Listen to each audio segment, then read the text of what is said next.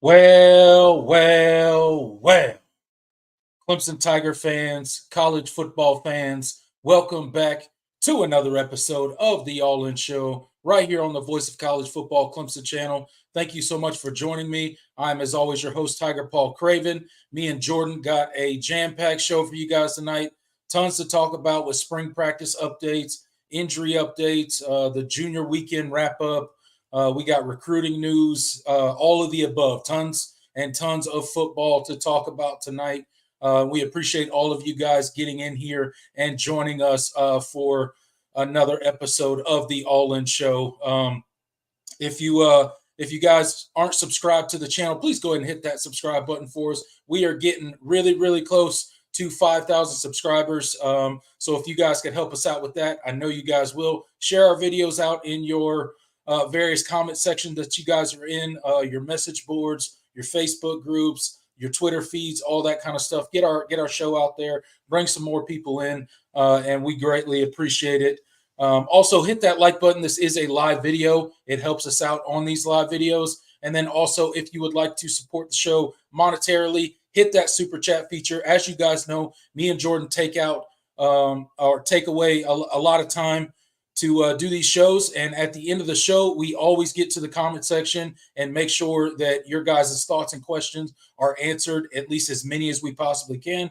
Obviously, we can't get to all the questions or the comments. So if you want to be sure to have your comment highlighted on the channel and have us respond to it, hit that super chat feature. You'd be supporting me and Jordan. We would greatly appreciate it. And you would get your question answered or your comment acknowledged. And with all of that, without further ado, I'm gonna bring on my co-host Jordan Bowman. Jordan, how you doing tonight, man? Yeah, man, I'm surviving. Still trying to kind of adjust to this whole daylight savings thing. I hate anytime I lose an hour of sleep, it does a number on me for like a week. So, trying to kind of stave off all that and also pretend that everything is great. In the Clemson athletics world. I know some of y'all watched that game last night, basketball, and Unfortunately, I don't have many things to say about it. yeah. So I'm just gonna pretend it didn't happen. And Yeah, we it's got baseball season, baby. baseball season. Yeah, baseball, softball, spring practice for football. I don't know anything about basketball. Right. But yeah, man, we got absolutely destroyed last night in embarrassing fashion. So it's just, I mean, there's nothing else to say other than we got our butts kicked, and it is what it is. You know, what a way to end the season and head into the NCAA tournament. Not the way you wanted to watch it, but hey, it is what it is. So you move on. Luckily for us, Jordan, we got tons of football to talk about. So we don't have to get on here and spend a ton of time talking about Clemson basketball and their epic meltdown last night. Yeah, absolutely. I'm desperate to dive into it because anything to take my mind off of that is great. Yeah, absolutely. No doubt about it. We got 11 people in the live chat right now. Thank you guys so much for tuning in. We do appreciate it. Like I said at the top of the show, we got tons to talk about tonight. So quick shout out to the comment section, and then we'll dive right into it, Jordan. We got a lot to talk about, and we want to save some time at the end for the comment section to get their questions and answered. So Joey Foster is in here tonight. Thank you so much for showing up. A shout out to him for supporting the channel. Really do appreciate that. Our buddy Tiggs is in here. John Sarian's in here. Zachariah is in here. We got Jay in here. Ballard Sports Media. Oh, snap. What's up, Ballard? Yeah, what's up, Ballard? How you doing, man? Let's see. I think that is it. So all of our regulars are in here tonight. We appreciate you guys showing up as you always do. But another week almost in the books, Jordan. But we get to come on here tonight and talk a little Clemson football with our All In show here. So Any big news for you this week? Anything going on in the life of Jordan that the people should know about? Nah, man, just same old, same old. I'm ready to dive into the football and really kind of and talk because there were a lot of things that happened this week. Just from a spring practice standpoint, a lot of interesting nuggets. We got to hear from Dabo and the coaches after their first full scrimmage of the spring session on Wednesday. So yeah, let's get right into it. All right, yeah, let's go ahead and dive right into it. And one of the big things I think to kind of start our show off today is we'll kind of do an injury update for the spring thus far. I think it's a good point in time to do this, and we're kind of halfway through spring practice to this point. I think we're about 10 practices in. The team is going to take a break for spring break, and then they're going to come back, finish the second half of spring practice, roll right into the spring game, and so on and so forth. So a couple guys that we're losing after spring practice, couple guys we're hopefully gaining back after spring break, I should say, excuse me. Troy Stellato, one of the guys we talked about last week on the channel, we will be losing him after spring break. He will go ahead and shut it down. He's going to get a shoulder scope. He's going to get his shoulder cleaned up, going to get a posterior labral tear repaired, and then a cleanup and be ready to rock and roll for summer workouts and fall camp. So hopefully he has a speedy recovery. It's smooth sailing for him, and he can shake back pretty quickly and have a good summer workout. Dabo did give a little nugget on Caden Story. He was asked about him, obviously, because he got moved to end. Apparently, the past couple of days, he's been in a walking boot.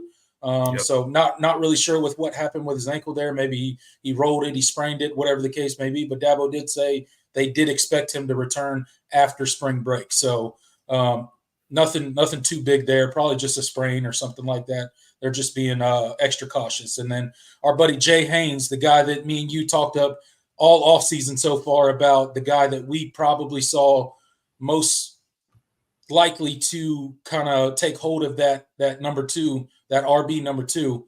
And he hasn't really had an opportunity yet. He has not been able to participate in spring practice yet. He is still out. They're still holding out hope that he will be back after spring break. Maybe he can get in and get some reps.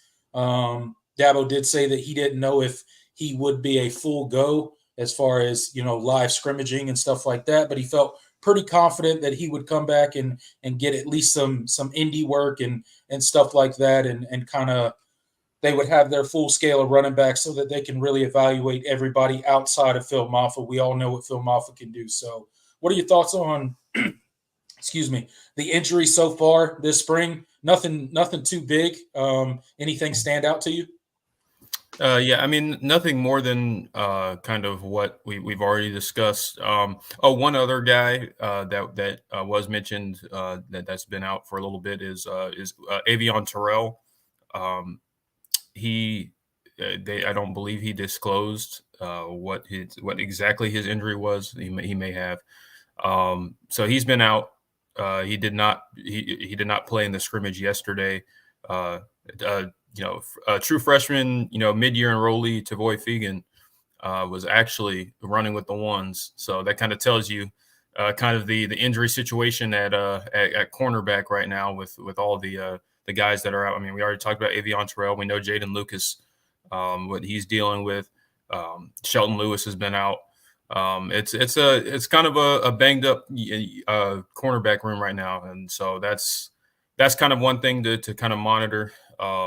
We'll kind of see how that progresses. But other than that, everything is more or less the same as last week. So nothing that stands out to me right now. Yeah, nothing too big, nothing vastly concerning or anything like that. You'd like to see that cornerback group maybe get a little healthier over this next week when they got a little bit of break. Maybe a couple of those dudes could shake back and we can really get a good sense of what we have in the cornerback room, because they're just, like you mentioned, man, there's just not a lot there right now. It's kind of eerily similar of the wide receiver position last year, right? Yep. Where we just did not have guys to go out there and play. So But good thing for Tavoy Fegan, right? He's out there. He's getting reps with the one, getting baptized by fire. Hopefully that's helping expedite his growth and his introduction to college football. And who knows? Maybe he's a guy that can contribute sometime this season. So hopefully we can continue to stay healthy throughout spring. No major injuries. Knock on wood. Hopefully we don't get any big stuff that would greatly affect our upcoming season. So let's keep our fingers crossed on that. And let's move right along into the next topic, Jordan. And the next thing we're going to talk about is just a general spring practice update. Like I said before, we are halfway through spring practice at this point. 10 practices in. We've had 2 kind of half scrimmages. We had a half scrimmage on Saturday, and then obviously yesterday, Wednesday, we had our first full live scrimmage. Dabo said that they got a lot of special teams work, a lot of situational type stuff. Did say that our boy Robert Gunn kicked a game winner. So that's good news that, I know it's just in practice. I know it's just spring, but it's good news to hear that he's out there and he's competing and maybe being pushed a little bit by our buddy Hoosier over there, maybe giving him a little fire beneath him because, there's another guy there that can boom the ball as well and possibly take your position. So that's where we kind of sit in spring practice. Dabo did say that, the half scrimmage on Saturday, offense kind of won the day. They really did. It wasn't as competitive as he would have liked to see it. A lot of big things coming out of spring practice, I think. One of the biggest things for me is hearing how the OL has improved, right? You hear the running backs talk about it. You hear some of the other players on the teams talk about it. You heard Dabo talk about how they're fitting up a lot better. They're not just turning guys loose. They're really, they really do understand their assignments a little bit better than they did at this point last season. So that's obviously something that you like to hear, especially at that position that's going to need to take some huge leaps and bounds before next season if we want to end up where we want to end up. So, that's just kind of some of the stuff that Dabo talked about and some of the stuff that's coming out in the media. I think another big thing for me is some of the young guys that Dabo was mentioning, some of the young guys that are getting work. You mentioned, to avoid Fegan out there getting first team reps at the cornerback position. And a guy like Dabo mentioned, AJ Hoffler got a sack in the scrimmage, right? Jaheim Lawson, he said, got a couple sacks in the scrimmage. So, I mean, hearing young guys like that, guys that are probably not going to be starters, but they are going to be very important depth pieces this season. Hearing those guys running with the ones and really, making some noise and looks like they're taking that next step. Really exciting stuff to hear. What do you think about all the noise coming out of spring practice now that we are halfway through? Yeah, I mean, you hit on a couple of those things. Yeah, the offensive line, especially. One thing that I've talked about since last season ended was so much of their struggles last year wasn't just poor technique or just guys not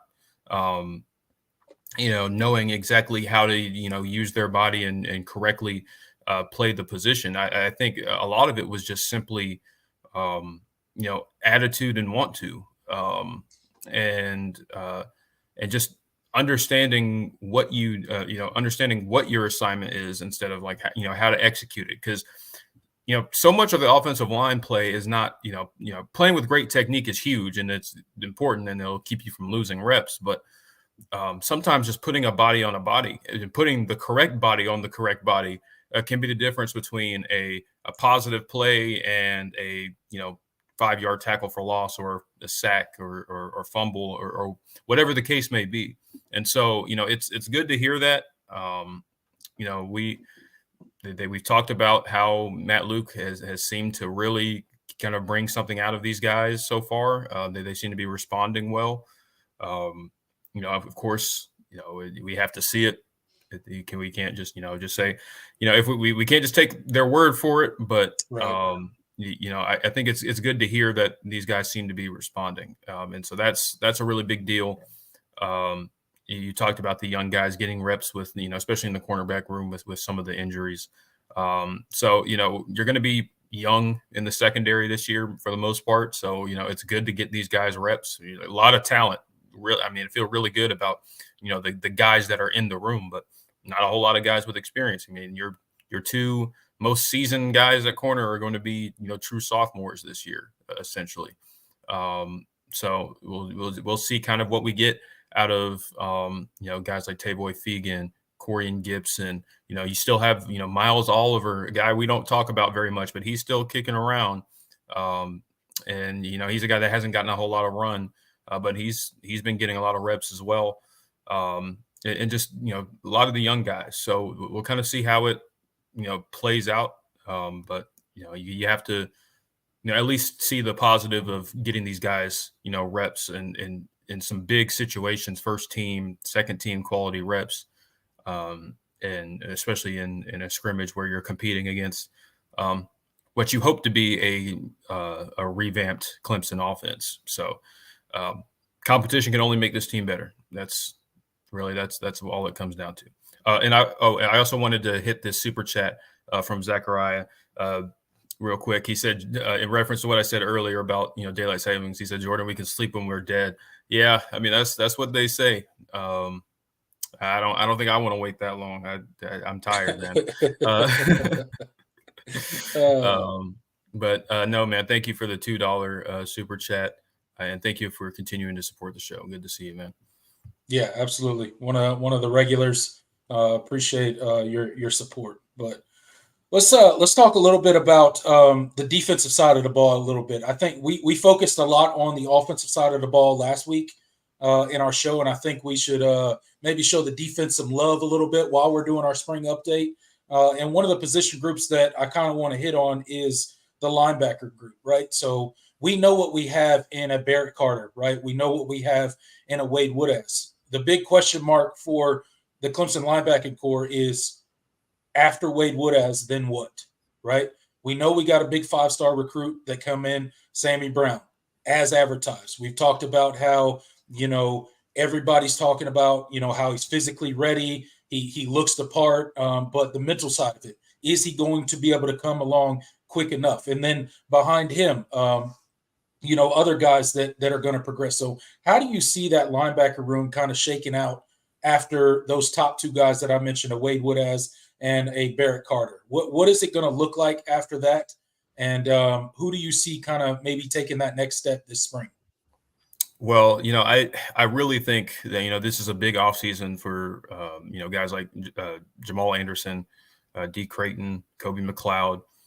These are, guys that are, especially these guys going in their second year. The staff has spoken highly of these guys at different points. I'm a really huge Jamal Anderson fan, and I think he's eventually going to fulfill kind of that Sam linebacker role that, Clemson has, been just, they've been prolific at for a while now. And I think he has all the athletic tools to be that next guy, but it's just about, is he, just playing the position. It's a very demanding position.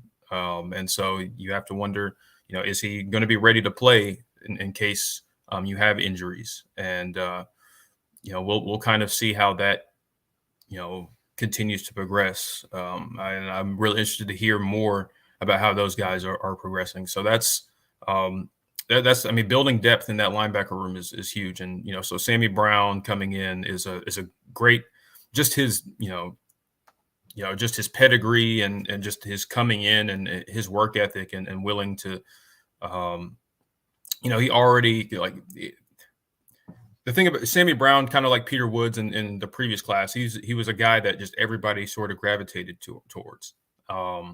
And so you have to think that having a guy like that in the linebacker room can only help. R.J. Mickens talked about, hey, leadership doesn't have an age, and so these older, a lot of the older players are feeding off of the energy from these freshmen and sophomores.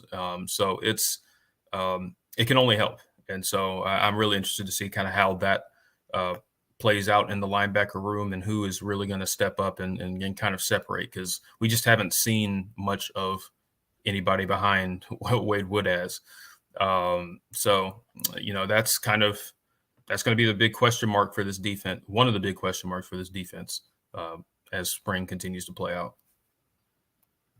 Yeah, absolutely. It's going to be a really interesting position group because I think there's a lot of opportunity for some of those young guys and even those guys that have been here a season or two to kind of really carve out a role where they are a contributor on this football team, and that's certainly going to be determined this spring and how those guys kind of perform out there. Another kind of interesting position I think, especially depth wise. Speaking of just depth wise, is the defensive end position, and we've talked about it quite a bit, but now we finally have some feedback from the coaches, from Dabo Sweeney, talking about these guys that are going to run out there after a TJ Parker, after a Peter Woods, right? We know those two guys are running out there first at the two end positions, right?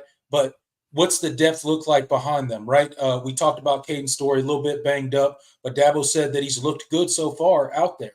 And then we talked about, or I mentioned earlier, an AJ Hoffler, Jaheim Lawson, like those guys out there getting sacks. They're kind of they look like they're taking the next step necessary to become depth pieces and really become contributors on this team. So, what are your thoughts just on kind of the early talk halfway through spring now about those pieces behind a Peter Woods and a Parker?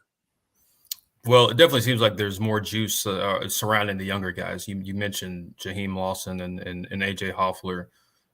We've talked about this offseason, how big this offseason was for, the two older guys in the room, Cade Denhoff and Zaire Patterson. But it seems like it's trending towards, the young guys coming in, and they give this team a better chance to succeed. Now we'll see how that, we'll see how all of that bears out. But this staff, particularly on defense, has not been shy about playing guys, no matter seniority, not playing a factor in who gets playing time. At least not a major one. Wes Goodwin, I think has been one of the things that kind of separated him from Brent Venables is his. He seems to be more urgent about getting his young guys on the field, and I think that is just a product of the scheme is a little bit different. It's not as complex or demanding, and you don't need to the reps and the mental reps and the amount of responsibilities you have aren't quite the same as maybe what it was under Brent Venables. But I think Wes Goodwin has made a pretty concerted effort to get his athletes on the field, and the ones that really give this team the best chance to succeed, and the ones that have that just show more from a talent perspective. So I think if you just kind of read between the lines, they're never going to tell you that outright, but it seems like they're trying to get these young guys up to speed because they feel like they're going to be the future. We talked about them, so we'll see how that kind of continues to bear out.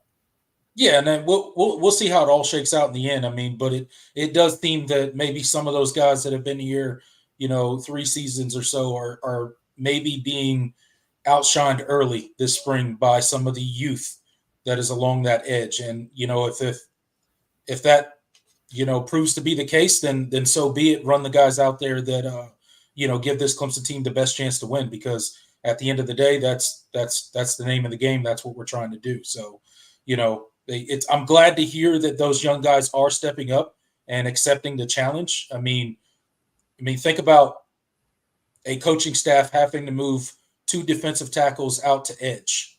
That should challenge every single person in that defensive end group.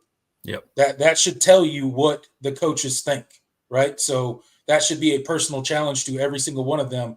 Hey, I need to step it up. I'm not doing everything that I need to be doing right now. The coaching staff, for whatever reason, doesn't trust me to run out there, right? So I think that's one of the important things for the defensive end group. I'm excited to see how it shakes out because I think there's a ton of talent in that room.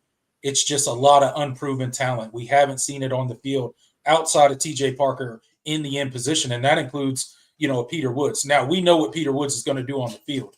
I don't think there's any question there. But outside of those two guys, there's no proven commodities on that in that defensive end group that have seen significant time on the Clemson team in real life games. So it's going to be interesting to see how it all shakes out. And you know, lot to still unfold before the spring game on April 6th. So I'm going to be excited to watch that particular group in the spring game and just kind of see the development that has happened there so far. So that's going to be fun to watch. I think another position group that we'll hit on quickly is the safety group. Now this is a pretty deep group. You got your Khalil Barnes, your R.J. Mickens, your Venables Tyler Venables. Tyler Venables that spent all season last year hurt, but now he's back. That's a veteran piece that you get back.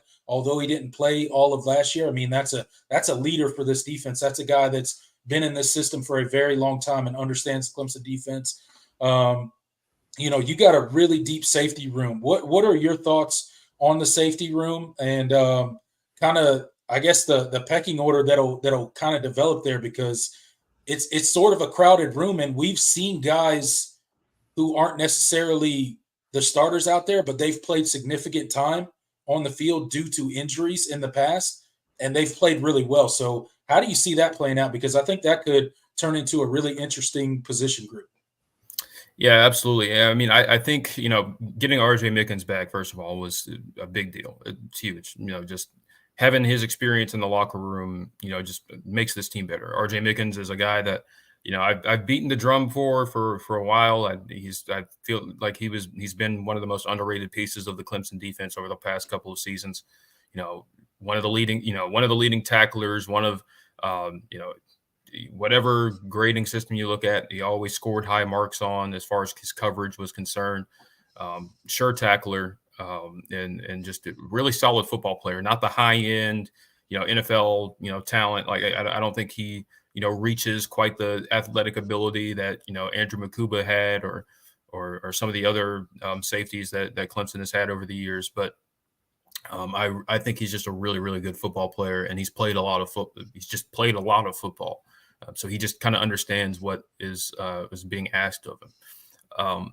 And so having him back is huge. You mentioned Khalil Barnes. He fulfills that kind of that nickel role, but he can play deep safety. You can just kind of line him up anywhere, just because he came in so ahead of his years and just ready to go. And his athletic ability and versatility. He's just a really smart football player. That makes him invaluable. So, I mean, you have to think those are your guys that you're going to lean on in that room. And I'm interested to see just kind of who steps up, and who, how that, depth chart starts to shake out. Kylan Griffin is a guy that played a lot of big minutes towards the second half of the year and played really, really well. Had that big interception in the Notre Dame game. That was, obviously that helped seal that game. And he's, played a lot of big minutes, pretty much going forward with some of the injuries.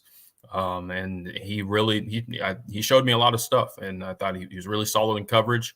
He made some really, he's a better hitter than I thought he would be. I went back and a couple of weeks ago and kind of watched some of his snaps, and he was laying some wood. I was like, okay.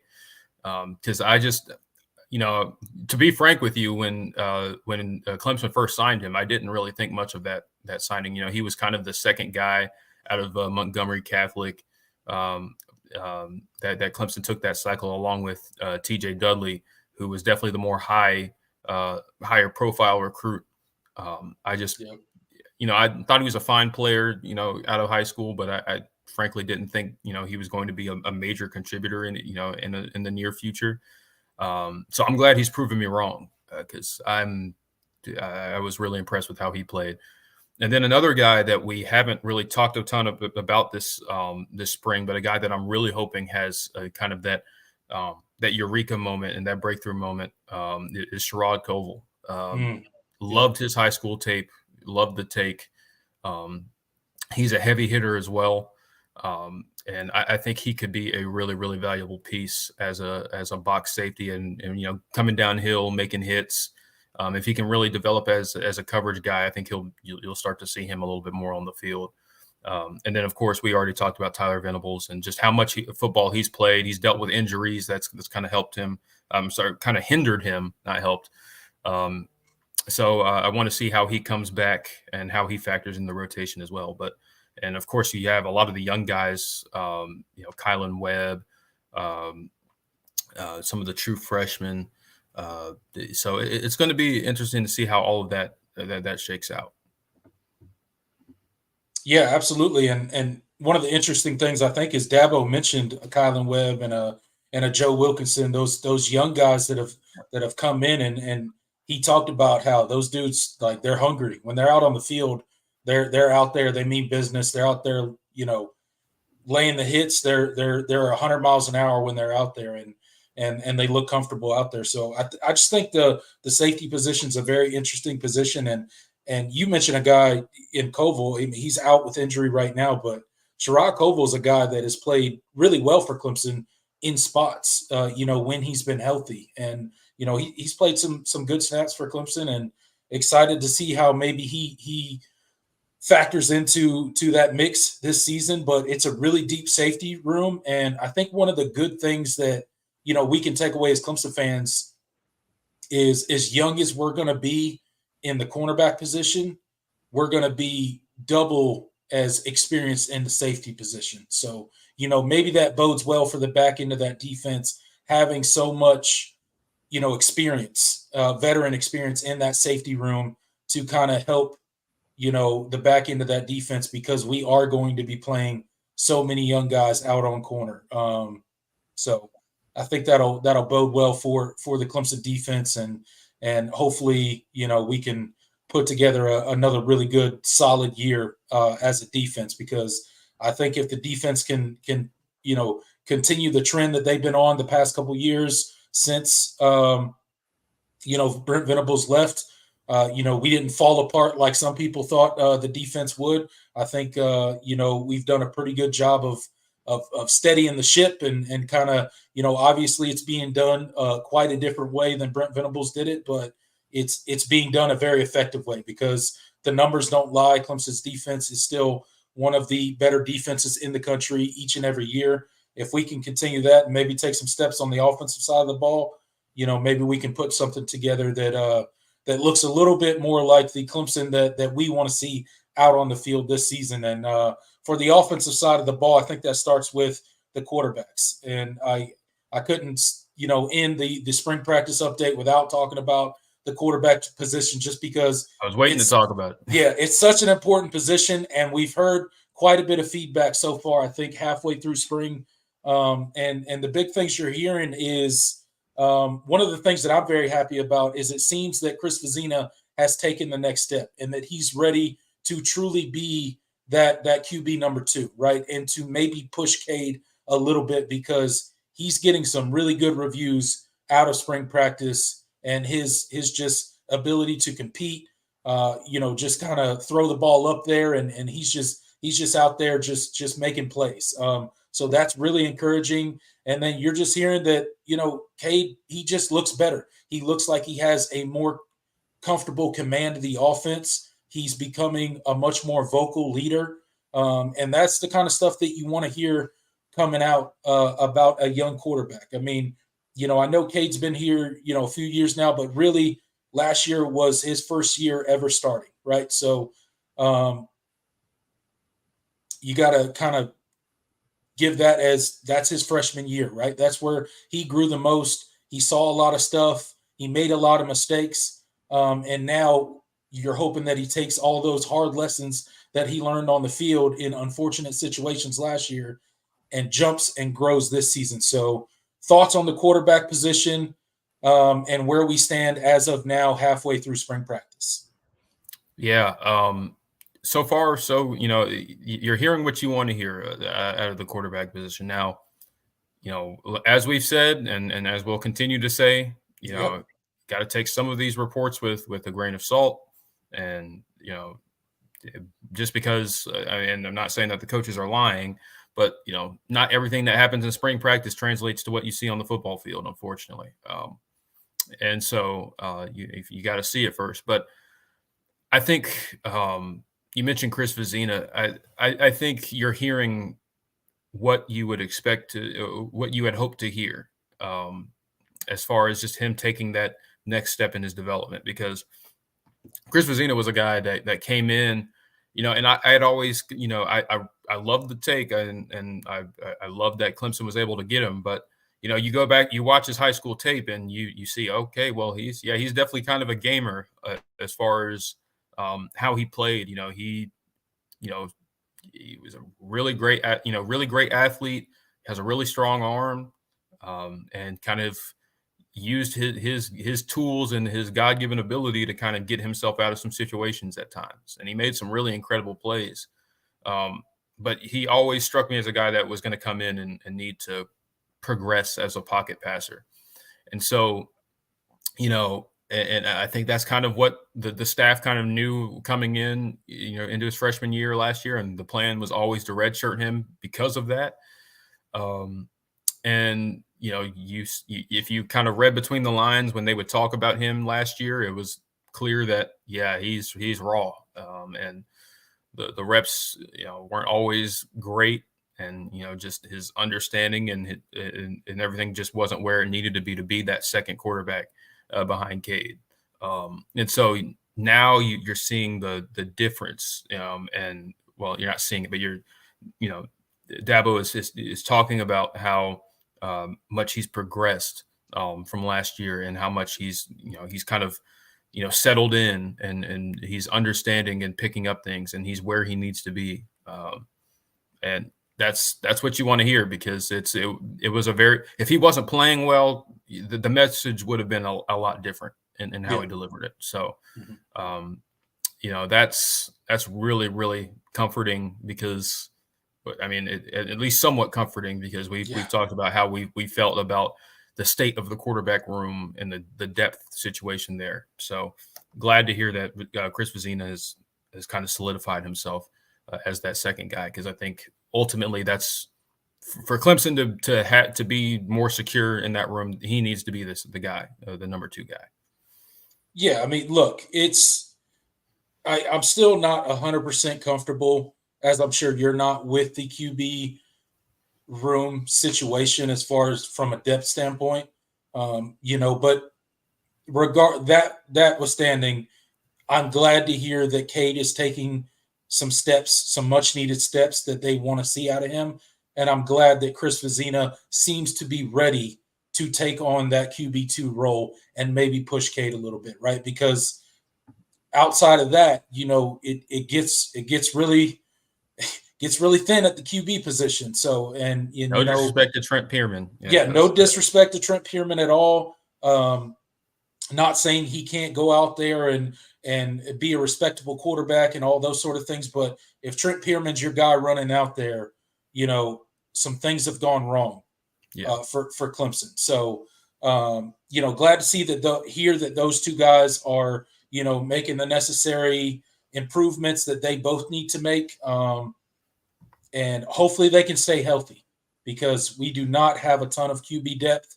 And in order for Clemson to be the team that I think they have the potential of being this season, Cade's got to stay healthy, and he's got to continue to grow and take those much needed steps forward in his leading of this offense. And keep in mind, this is going to be year 2 in the Garrett Riley system.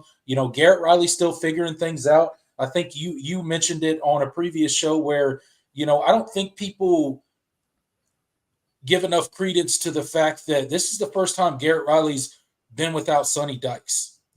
This is truly him out on his own, developing and calling his own offense and installing that by himself for the first time ever last season, right? So I'm sure he's learned some stuff.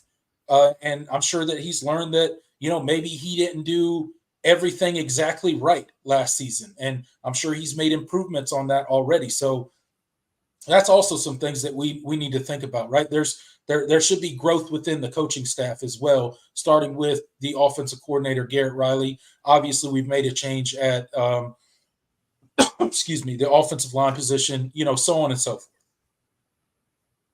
Yeah, absolutely. And that's a point that just we don't talk about much because Garrett Riley was the shiny new hire of last offseason, and we just we thought, oh man, he's going to come in and he's going to finally bring things back to where we need it to be, and I still think he can do that. But Yeah. it wasn't the immediate turnaround we had all hoped, and there were some situations that Clemson was in roster wise and personnel wise that made it difficult, and injury wise that made it difficult. So I think year two, Cade in his second system, his second year in the system, can only be a positive. And just from all the reports, the scrimmage yesterday, he was really settled in, really crisp. The offense, they said the offense won the day, so that was good. You saw some really, really nice plays, from some of the young guys. We've talked about how Bryant Wesco has already turned heads at the wide receiver position. So it's good to see, him developing chemistry, with these guys. We'll see how it plays out. Obviously, we talked about some of the depth issue. I'm sorry, some of the injury issues at corner. So you always have to be like, okay, well, it wasn't necessarily all of the first team defense out there. There you go. Yeah. But so you always have to kind of put things into perspective. But it's good to hear that the offensive line was blocking really well and just not being out of position so much. And you talked about not turning guys loose and all that, playing within their assignment. And the technique will come. Matt Luke has been here, but he's been doing this a really long time. He's had some really, really strong offensive lines over his career. So I've never thought that Clemson's offensive line issues were the past couple of seasons because they were playing with poor technique. I think it's some of it was just frankly some of it was just being soft, and just not always understanding and being on the same page, and then kind of being together as a unit. And that goes beyond playing with proper technique and in pad level and all the stuff that that comes with offensive line coaching. It's a lot of it is just working together as the offensive line should be one cohesive unit. It's not 5 individual players, and that's what the offensive line was last year at a lot of points. So we'll see how this offense continues to progress, but especially with the quarterbacks and the news about how they've progressed, both of them, is encouraging. Yeah, absolutely. We've heard a lot of good stuff coming out of spring practice so far. Like I said, we're about halfway through. They're going to take a break for spring break. Then they're going to come back, finish up, ending with the spring game, on April 8th. So love the stuff that we're hearing so far. But again, taking everything with a grain of salt, we'll see how it all works out, right? But you got to like the early reports on this 2024 Clemson Tiger team. They seem to be refocused. They seem to be rejuvenated. One of the biggest things that I like that I'm hearing about the offensive line is just their intensity and their energy that they're bringing to the field. And that speaks to what you were just alluding to, just kind of like that dog. Sometimes you just got to develop that kind of nastiness about your offensive line, and that's something that Clemson hasn't really had. But I think Matt Luke is the guy that can deliver that. I mean, look no further than his track record of putting in really, really good offensive linemen, not only into the NFL, but just creating really good offensive linemen throughout his career. So I think we're in really good hands there, and we'll continue to see how the spring goes and how we continue to develop. Hopefully we got no big injury news anytime this spring or summer, and we can kind of start the season with a full slate of players and not have anybody out or limited. So fingers crossed. Fingers crossed. Anything else you want to highlight before we move on from the spring practice update, Jordan? We talked about the offensive line. I did want to kind of talk about, one of the big things, or one of the, maybe the second or third biggest thing, biggest position that we were kind of monitoring this spring is center. I wanted to hit on that real quick because Dabo did talk about kind of how things are progressing there. Definitely still a work in progress. He mentioned Harris Sewell. He needs to take progressions as far as his snapping. He had some issues early in the spring with low snaps and stuff like that. And that, Ryan Linthicum and Trent Howard were kind of farther ahead from that aspect. But from how he talked, it seemed like they really would hope that Harris Sewell takes that next step. And, kind of reading between the lines. And, me personally, I'm in the same boat. I haven't, especially when it comes to Ryan Linthicum, I'm not necessarily like just, completely out on him. But, you have to wonder, he's been in the program, 3 years now. And, you recruited him to be that next in line at center. And if he hasn't separated from a true sophomore that played mostly guard last year. I mean, if they're comparable, you might as well play the younger guy. That's kind of how I look at those things. It's like if you have two very similar players, and when one is 2 years older, but they both play about the same. I give it to the younger guy because you have him longer, and he's only going to get better. And so it's just.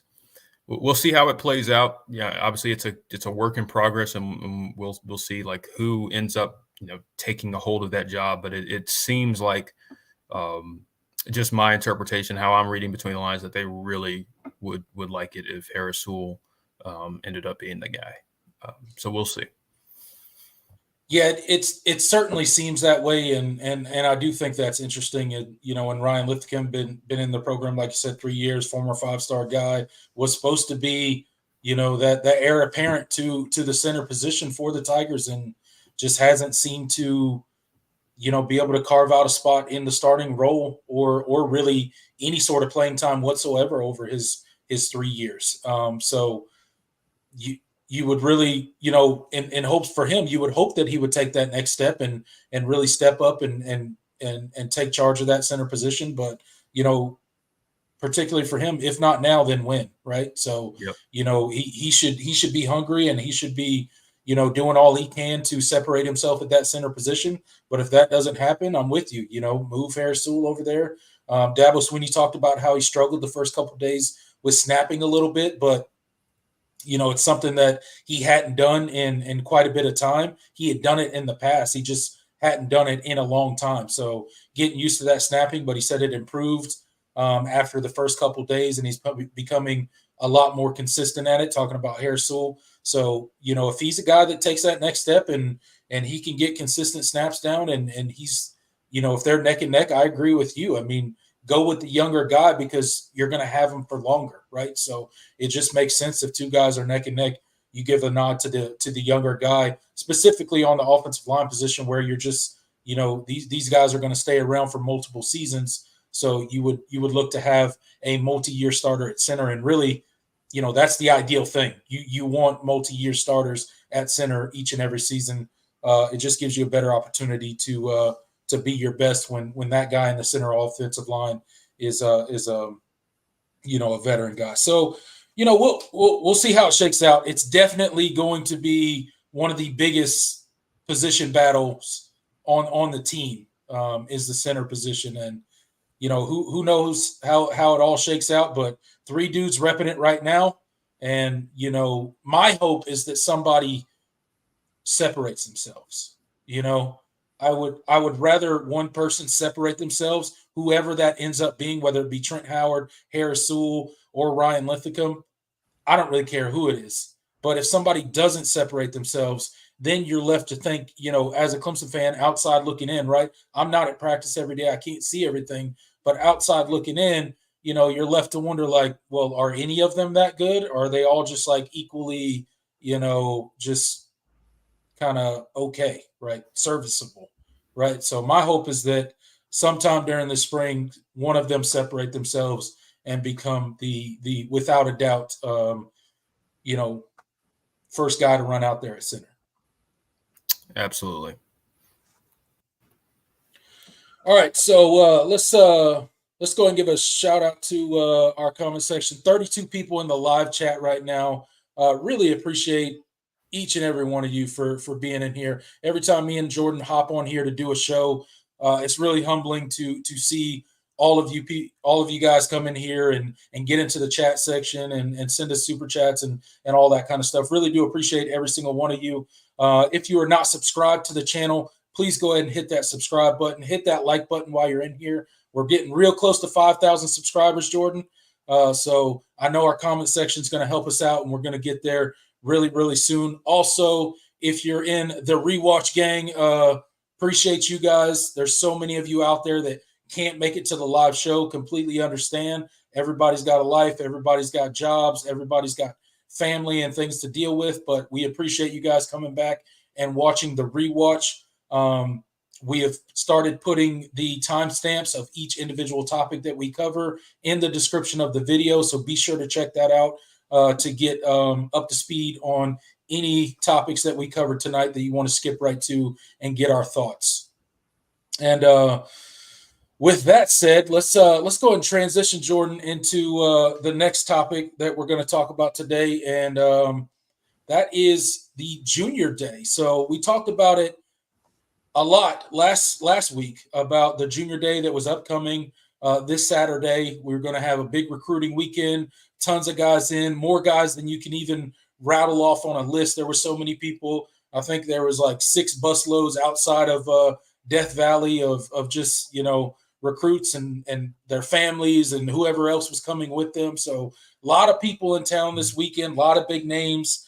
Gideon Davison spent all week in Clemson, just kind of helping to recruit his recruiting class. So shout out to Gideon Davison for being just the absolute man of this 2025 class. He is the without a doubt leader of this class. He's always out there petitioning for Clemson and trying to get dudes to commit and trying to convince people and all that kind of stuff. And then, we get a guy like David Sanders on campus twice this week.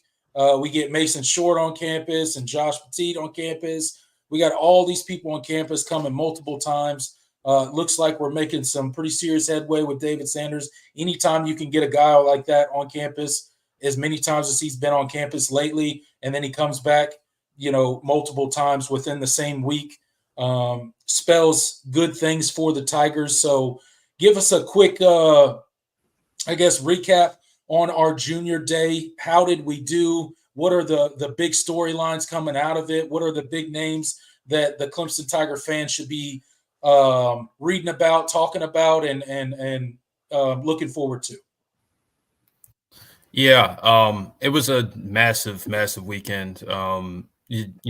Not just for 2025, but 2026. The amount of 26 kids that were in attendance was pretty large. So, they not only are they trying to, kind of push things forward with the guys in this 25 cycle, but they're kind of, sowing the seeds for the guys that are going to be hard after in the 26 class as well. So, it was a really, really great weekend. A lot of great returns. I didn't expect any sort of commitments to come out of this weekend.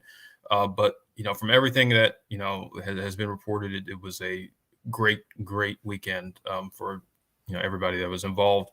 I'd say the biggest guy, at least on that Saturday, was definitely Bryce Davis out of Grimsley. Felt like that was Clemson has kind of zeroed in on him as kind of the, I don't know how to say it, maybe the bow on this defensive line class. Just really, really high on this kid. And they spent a lot of time with him. He hung out with Chris Rumpf and Coach Eason. And so the relationships have been really, really strong there. So we'll kind of see how it plays out. I think he still is going to want to take his official visits and kind of make sure that he's got his he's given every school a fair shot. But I think it's a recruitment that Clemson is going to be right down there at the end for, and this is going to be a familiar theme, but I think Georgia is definitely the biggest threat when it comes to him. Clemson, as far as Grimsley High School is concerned, I feel like Clemson is trying to kind of reestablish that pipeline. Some of the old relationships have kind of changed in the past couple of years. And, if you guys remember Travis Shaw, obviously that was his high school, and we know how that recruitment went. So I think this would be a massive win for Clemson in the state of North Carolina, and kind of reestablishing that pipeline, because that school does put out a lot of talent. And so we'll see how it goes. Like I said, think it's a Clemson-Georgia battle right now, and it'll come down to the official visits. And another guy in Isaiah Gibson out of Warner Robins. He's a guy that I think is kind of I think you're also battling Georgia, so that's going to be tough. We'll kind of see how he plays out. I think his recruitment is kind of still taking shape, and as far as the pecking order of where things stand, I think Clemson and Georgia are right there, neck and neck. So we'll kind of see how he goes. Also, defensive tackle Christian Garrett out of Bogart, Prince Avenue, and Clemson has kind of zeroed in on him as that next defensive tackle in the class. We'll see how that recruitment plays out. I didn't want to go through all of everybody individually, but so those are some of the big names. Also shout out to Tay Harris, who I mentioned last week. Continues to draw rave reviews. He apparently, I think he brought his pastor to the visit. So that's pretty significant. Obviously, knowing how Clemson operates, and the Christian oriented culture. I think that's really telling. I would say. I feel like that's a very big gesture, and a very important and notable thing. But we'll see kind of how it plays out down the road. But Tay Harris, I talked about him last week. He ran a 4.3 or a clock at like a 4.3940 at a camp in Florida, and his recruitment is starting to turn heads, and he's starting to collect more offers. But he seems really, really enthusiastic about Clemson, and Clemson is really enthusiastic about him. So we'll kind of see if Clemson can kind of stay the course and win that commitment. But yeah, those are some of the guys I wanted to mention. Also, safety Anquan Fegans, good returns out of there. So just a really big weekend, and on that Saturday, a really nice group on that Saturday. And then, you mentioned David Sanders coming in on that Sunday,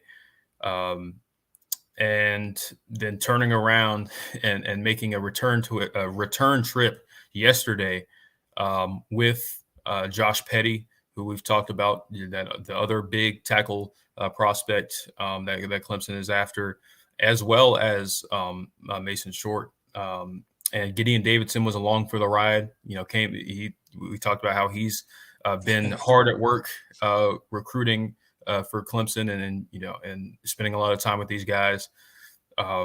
So you have to feel good, especially on the offensive line, about where things stand. And I think Clemson is in really good position for David Sanders, Mason Short, and Josh Petty. We'll see how Petty is going to be interesting, because he reportedly wants to play where his sister ends up going, and Clemson is one of those schools she's considering.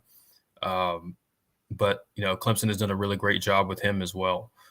So you have to feel really good about where things stand on the offensive line board, and what the job that Matt Luke has done, because I think if everything goes right, recruiting is especially nowadays, it's a really hard thing to track, and especially with how NIL and all of that has factored in. But you have to feel really good about Clemson, when the dust settles, having a really, really strong offensive line haul. So feel really good about some, that position in particular. And also wide receiver position, I'm really interested to see how that continues to play out. They had 3-star wide receiver Tyler Williams, a guy that's been sort of a fast riser. And I think Clemson is continuing to monitor him. Obviously, Cortez Mills is a high 4-star wide receiver. Cortez Mills is a guy that they've been really, they've kind of been battling Miami for a while there. We'll kind of see how that continues to play out. But yeah, great weekend and great, following few days as far as visitors are concerned. So we'll see how, that continues to play out. Yeah, absolutely, man. And a star-studded junior weekend. You went through the names and really highlighted the guys that Clemson fans need to be taking notice of and tracking. And the only guy that might be out recruiting the Clemson coaches right now is Gideon Davison. Man, that dude he is out there just putting in work for this Clemson team and this 2025 class. And shout out to him for it, man. That's awesome. He doesn't have to do that, but it's really cool to see, how much he's bought in on Clemson and how much that he kind of nudges these guys and tries to get them to commit. So I think we laid some really promising groundwork this past weekend, heading into our May 31st big recruiting weekend that we will have this summer. And that tends to be where the momentum really gets to rolling on these Clemson classes, at least in the past few years since we started doing that big official visit in the summertime.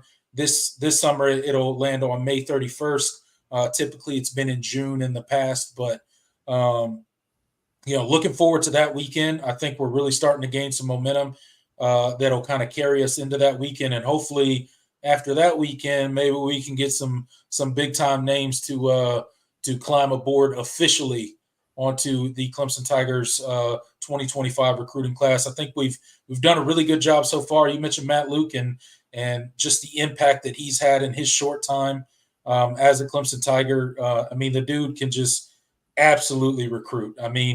We are in it with guys right now that would have never been considering coming to Clemson as offensive linemen if we didn't hire Matt Luke. And I don't think that can be understated, or I don't think that can be overstated. It's just he's such an important piece, and I'm really excited about the trajectory of our offensive line right now, not just with the recruiting, but just with the people that are already on campus and already in the room that he's going to develop and really improve. And I really see our offensive line starting to take really big steps forward in the coming years, as long as we can keep them around. So we'll see how it goes.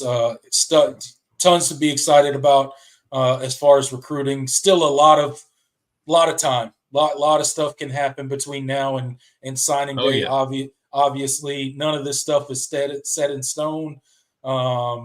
Most of these guys haven't even committed yet. They're not even officially a part of the Clemson 2025 class. But I think we're doing pretty good, and that's all you can ask for at this point in time in the recruiting cycle. Absolutely, and that May 31st date, gearing up toward it, and I think Clemson has kind of set themselves up well to have a really, really nice weekend when that rolls around. Yeah, absolutely. Circle it on your calendar. It's going to be a big day. It's going to be a big weekend, and just that whole week after that whole following week, just be glued to your apps on your phone for those alerts, because we tend to get some pretty big commits coming out of that weekend. And if this weekend proves to be the same, I'm assuming we'll get some big momentum heading out of that weekend. So exciting time to be a Clemson Tiger. But let's go ahead and move on to something that happened in Clemson, South Carolina today, Jordan, and that is Clemson Pro Day. I don't know if you know this, but all of our fine individuals that help contribute to the Tigers for the past few seasons are a lot of them are off to the NFL, whether they just decided to declare early or they ran out of eligibility. We had the Clemson Pro Day in Clemson, South Carolina today. I did not get to watch the entire thing. Obviously, watched some highlights after I got off work and tried to follow some of the stuff that happened, but wasn't able to watch it live. Just because of work and things like that. But we had some standout guys that really made some good eye popping things happen for themselves during the Clemson Pro Day. All 32 NFL teams were represented. Mike Tomlin was there. He's always coming into Clemson.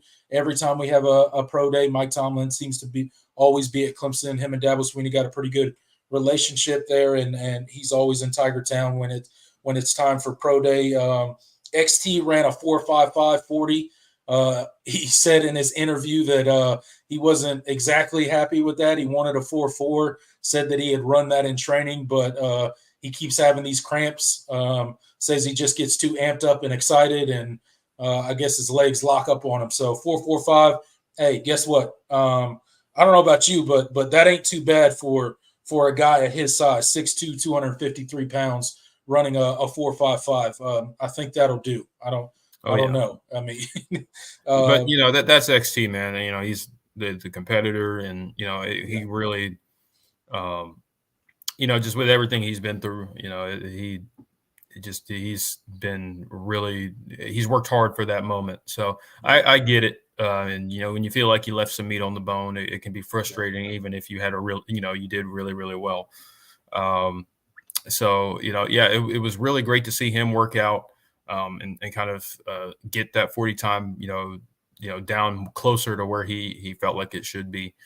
And he had a really strong day in general. So, that was really, really nice to see. And I think he's definitely been on the radar. And I think he's going to be a guy that eventually, I don't expect him to be a high, first, second round, pick. Maybe not even a day two guy. But I think whoever takes him is getting a steal, because especially when I watch some of the other edge rushers in this class, I'm like, not many of these guys are as twitched up and explosive as XT is. I think, just obviously the concerns, obviously he's, played 6 years and all of that, and the history, the injury history, and some of those struggles are definitely going to be knocks against him. But man, like I think he's going to be a really good football player. I think his best football is ahead of him. So really excited to see kind of where he ends up, because if he ends up in a really good situation that sees kind of his ability and his his skill set and how to really incorporate him into defense, I think he could be a really, really nice NFL player. Yeah, he's going to be a good one, I think. And I mean, XT is one of my favorite Clemson players of all time. I love his story. I love his just, how he's really carried himself through all of the adversity that has happened to him. Some of it on him, some of it completely out of his control as far as the adversity that he's felt as a Clemson Tiger. But the way that he's carried himself through that and the growth that he's, seen through that is absolutely amazing. I like the tweet that he put out. He said, "Whatever organization gives me a chance or gives me a call in April will be very, very happy they did." And I truly believe that. I mean, if somebody's going to give him a shot, and whoever does, that dude's he's going to work, he's going to give everything he got. He's going to absolutely leave it all out on the field. He's not going to shortchange anything. And I thought it was interesting in his interview. He talked about, how if he was a 3-and-done guy, he probably would have been a 2-and-done guy in the league.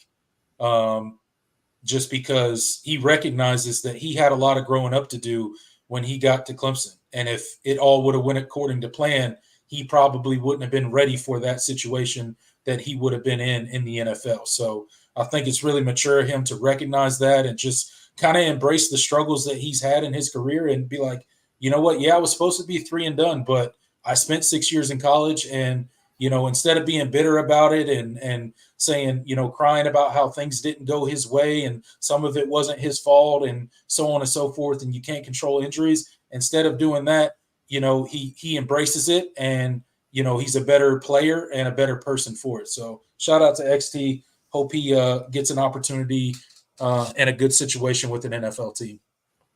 Absolutely, and it was great to see him out there and working. Obviously, the other big standout from the pro day was definitely running back Will Shipley. Man, he did it. He did it, didn't he? Yeah, I think if any, I think of of the guys that competed today, I think he helped his draft stock the most, mostly because he didn't work out at the combine. Right. I think that 40 time, that 4.39, it was, whew, I think that definitely shot him up some boards, because I really think one of the big questions with him, they wanted to see him run and kind of get that verified speed, Yep. and kind of see what it was. And there were some from a Clemson fan perspective, there were always questions like from watching him, is like, well, we didn't always see that in games and all that, but as a guy that watched him a ton in high school, I never thought his speed was in question. And so, over the years, at times where he didn't look quite as fast, I mean, you always had to wonder, like, I mean, I know for a fact that Will Shipley played hurt a lot over his 3 years at Clemson. Yeah. And, one of the things is, he's such he gets to his top speed really, really fast. Mm-hmm. And I think that's kind of one of the things that kind of made him look slower, is because he accelerated so quickly and got to his top speed. It felt like he wasn't separating from guys like, when you got farther down the field. Right. And, so he doesn't have the elite, it's really, really good speed. 4.39, that's great speed for a running back, but it wasn't it's not the elite, it's not Nate Wiggins fast, for example. Right. And so he didn't have that top end speed, but he gets to his top speed so fast. And so it was really cool to see him. I felt like he was going to run a better time than a lot of people were expecting. I didn't expect 4.39, so don't get me wrong. But I expected a 4.4, and I think that he's obviously he ran track in high school, so obviously that helps. A lot of these guys that run track in high school, they know how to run the 40, and that and that definitely helps. But it was good to see that he can. It was important for him and his draft stock to kind of for teams to at least see some measure of how fast he actually is, and so that was a big deal. And if he gets into a good situation similar to XT, I think he's going to be a higher pick. Similar as far as I think he needs to be in a really good situation, like the right situation that utilizes his skill sets. But I think the NFL is moving towards, kind of his play style, as far as, they want their running backs to be all-purpose guys.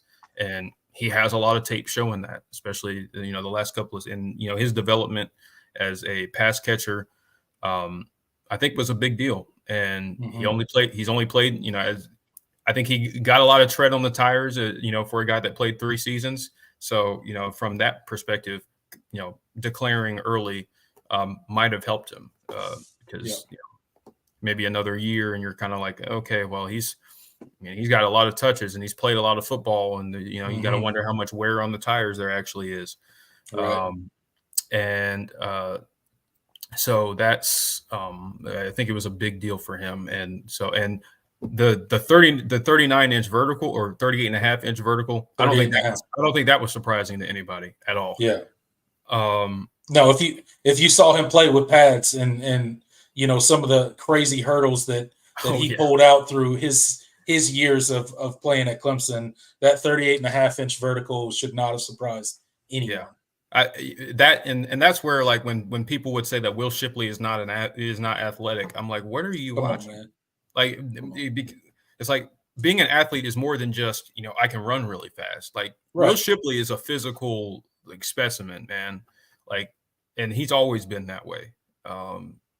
And so, like, and he's a football player. Like yeah, he's a football player. So, some of these guys they can get out here like you mentioned, especially these track guys, these guys that ran track in high school, and they understand the technique and the exact things that you have to do to run a perfect 40, but it doesn't translate to the football field in any way because they're not football players. Will Shipley's athleticism and explosiveness absolutely translates to the football field. You can see it on his tape. So absolutely. And so that's that's where I always like, man, and it kind of goes back to the white running back, kind of stereotypes and stuff like yeah. that. And so I think that kind of played into it for sure, as far as some of the narratives about Shipley. But man, no, he's just a really high end athlete. He's a great and a really good football player. So really excited to kind of see where he ends up. John Sarian says, for obvious reasons, Shipley always gets compared to McCaffrey. Any Yeah. idea if that is fact? Yeah, I've always pushed back on he's not Christian McCaffrey. That's not No. any all-purpose white running back gets compared to Christian McCaffrey, but Right. Yeah. that's not really his play style. I think a more apt comp would probably be closer to Alvin Kamara. I think just the all-purpose, like, because he's not the Christian McCaffrey I think is very obviously a faster football player, like game speed, like definitely a faster football player. I think Alvin Kamara kind of fits more of Will Shipley, like the all-purpose, like they have really good speed, but the pass catching ability and kind of that reminds me more of Alvin Kamara than Christian McCaffrey. And so, but people like to make lazy comparisons. Fortunately, some of it is a race thing, but and it happens. It happens on both sides for different positions. So that's just kind of part of the reality of college football and not just college football, but the NFL draft and some of the discourse. People are really lazy when it comes to evaluation sometimes. So it's like, oh, I see white running back. Yeah. Oh man, next Christian McCaffrey. I'm like, no, that's not. He's not that kind of player.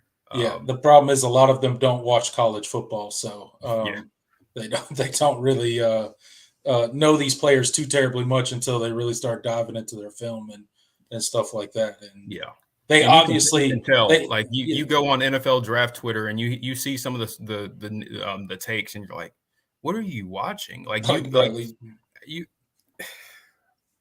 I had a guy, I actually argued with a guy today on X that was telling me that about Xavier Thomas because his 40 time and stuff was kind of blowing up a little bit, and he's like, he can't rush the passer, but he can run fast, so the NFL is going to draft him. What? What do you mean he can't rush the passer? And then he pulled up his sack totals, and I'm like, okay, yeah, you don't. Yeah. You don't know what you're talking about, man.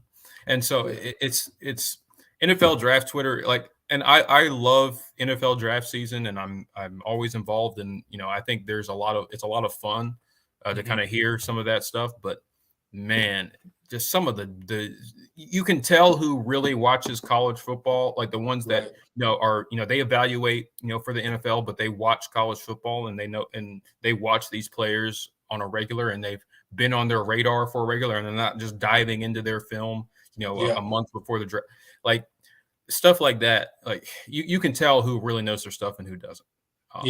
And it's a lot of NFL draft Twitter does not watch college football, and it's very obvious. It's a lot of lazy stuff. It's a lot of they get caught up into the draft or the combine and measurables and stuff like that, and they forget that how'd this dude look on the field? How did he play when he was on the field? And I understand the injury concerns about XT and stuff like that, but if you say he can't rush the passer, then you have no idea what you're talking about.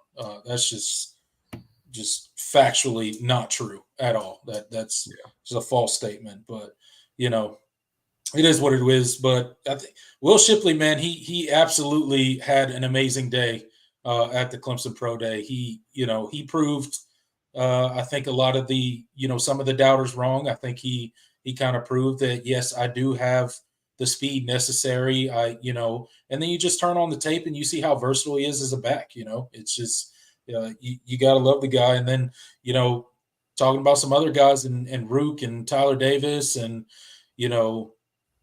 all those guys, we didn't, no wide receiver, no quarterback or anything like that. So it was kind of weird from that sense that, there's no kind of skill position guys out there doing their thing. But I think overall it was a really good pro day, and hopefully most of these guys will get an opportunity. Obviously, they're not all going to be drafted, but you hope that they get some free agent type, deals where they get to, maybe get to be a part of a training camp and hopefully try to carve out a spot on a roster, whether that be special teams or whatever the case may be. But you gotta wish all these dudes the best. They gave all they had while they were here at Clemson, and now you as a Clemson fan, you hope that they have long, successful careers in the NFL. Absolutely. So best of luck to those guys. Shout out Jalen Phillips, Sheridan Jones, and those are the main guys that worked out as well. And you mentioned Tyler Davis, Rukaro, Jeremiah Trotter didn't get to work out. I was kind of bummed about that. But yeah. I think they said he's going to work out on the 19th. I don't remember some later date. He's going to have I think he's going to have a private workout. I see some people asking about it. Did Trotter run? No, yeah, he did not participate in drills today. Justin Maskell, thank you, go Tigers. He had a solid 40 time for his size too. Really, best of luck to those guys as they get their shot at the NFL. Because it's the more guys that get drafted is always a feather in the cap for Clemson, and kind of That's another thing to show recruits. We'll see where these guys end up. Yeah, absolutely. The more guys you have in the league, the better off your brand looks to recruits and future players that you're trying to get to come to your university. It's always a good thing seeing how many players that you put into the NFL, and that'll always be a big part of college football, because most of the players coming have those dreams and those aspirations of one day making it into the NFL. So shout out to all those dudes that worked out. Shout out to all the Clemson players that will hopefully be drafted, and if not, hopefully they make it on free agent contracts and carve out their little niche into the NFL and get paid for many years to come. And if not, wish them the best in the rest of whatever they have after football, whatever that may be. So I got to do it for the Clemson Pro Day. I think we're going to transition to our last segment here in a moment. And then obviously we'll transition and kind of give it over to the chat section. So be thinking of questions and things that you would like to hear me and Jordan talk about tonight before we hop off of here. We're going to quickly do our segment called Around College Football, where we talk about various topics that are happening in the sport of college football that may or may not affect Clemson, but definitely have an effect on college football and the game of college football. So let's go ahead and dive into our final segment of the night, Jordan.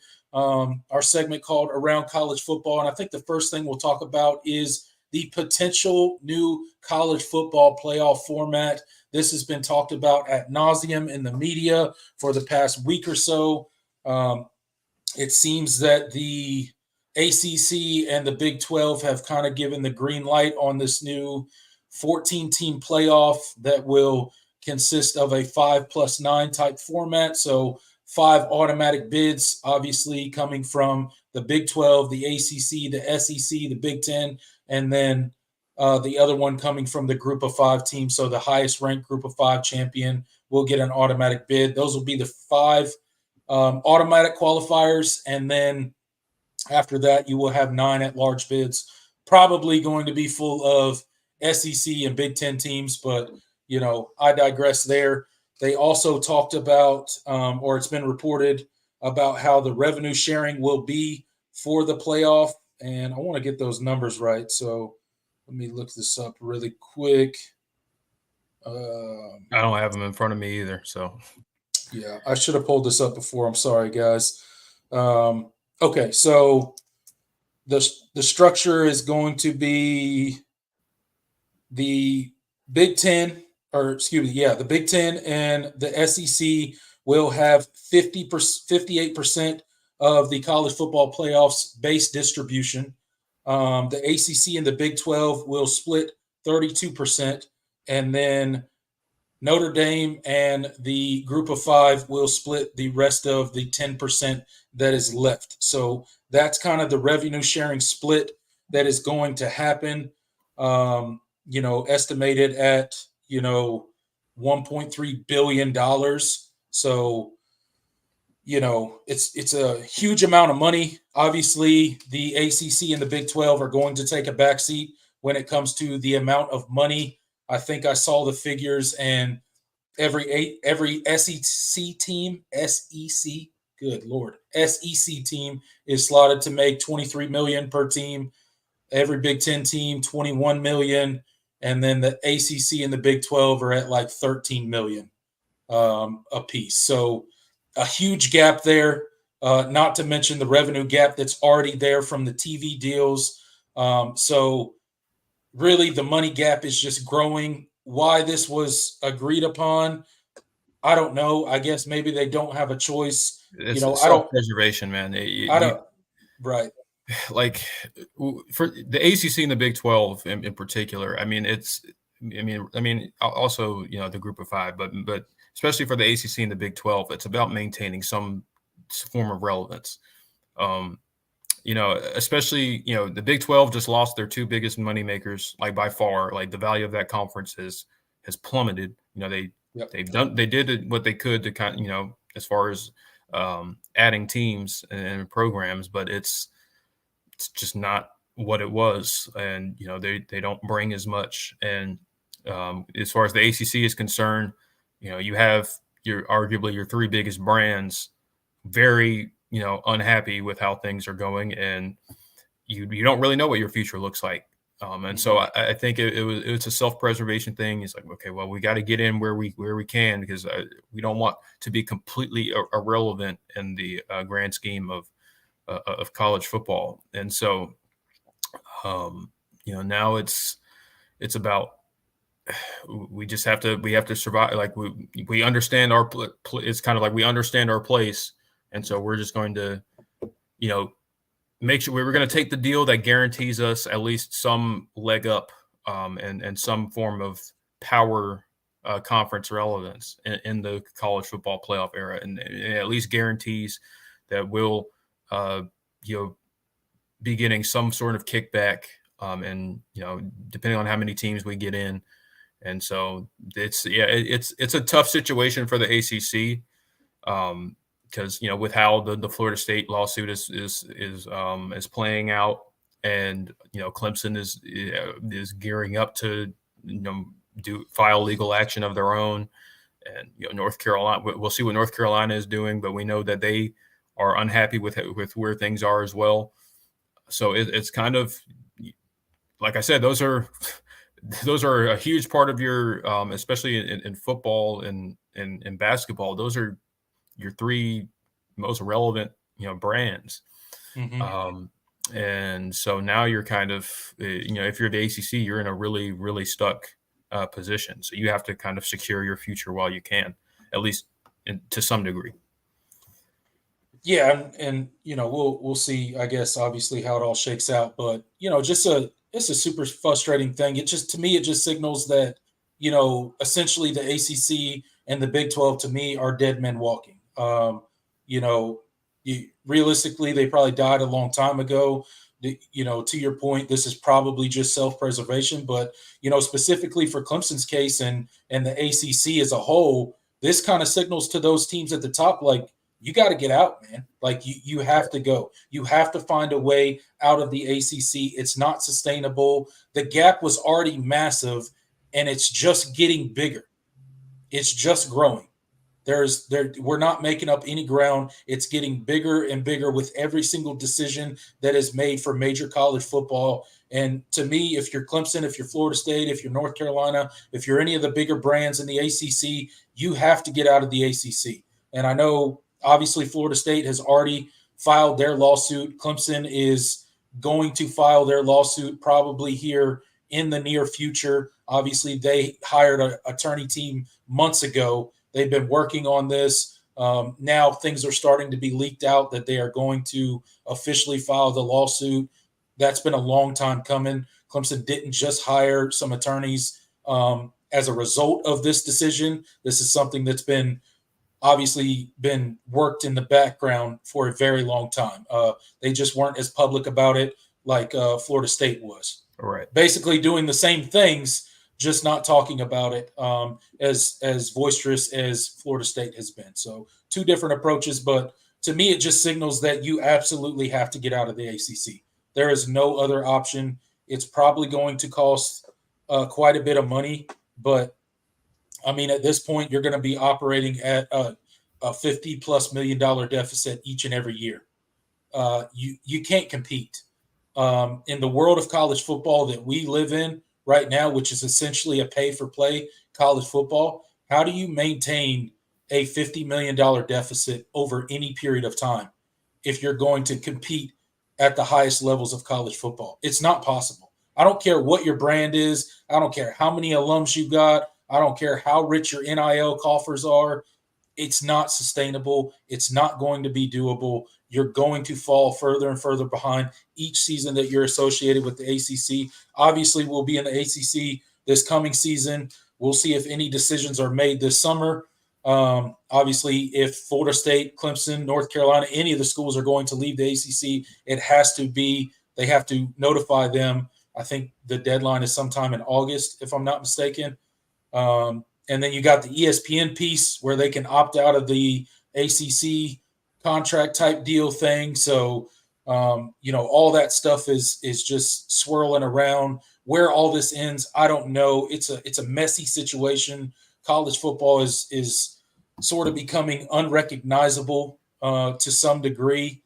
But, as a Clemson fan and just as, that being the team that I care about the most in college football, they got to figure out a way of the ACC. They got to go.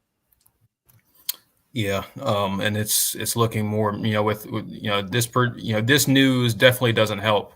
I think it was John wanted to highlight his comment about the playoff structure. He said anybody thinking that the 9 non-automatic qualifiers will be fairly distributed is fooling themselves. Even at 14, it will be a big Big Ten SEC invitational with a slot or two for riders of the Roy bus. I mean, yeah, I think Bud Elliott on Cover 3, I think he kind of spitballed that like on average the Big Ten and SEC could have half the teams combined, that are so like 7 or and that's not even I don't even think that was including the conference championship winners.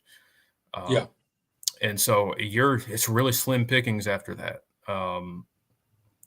So it's, this definitely is, with, more bids and a 14 team, playoff,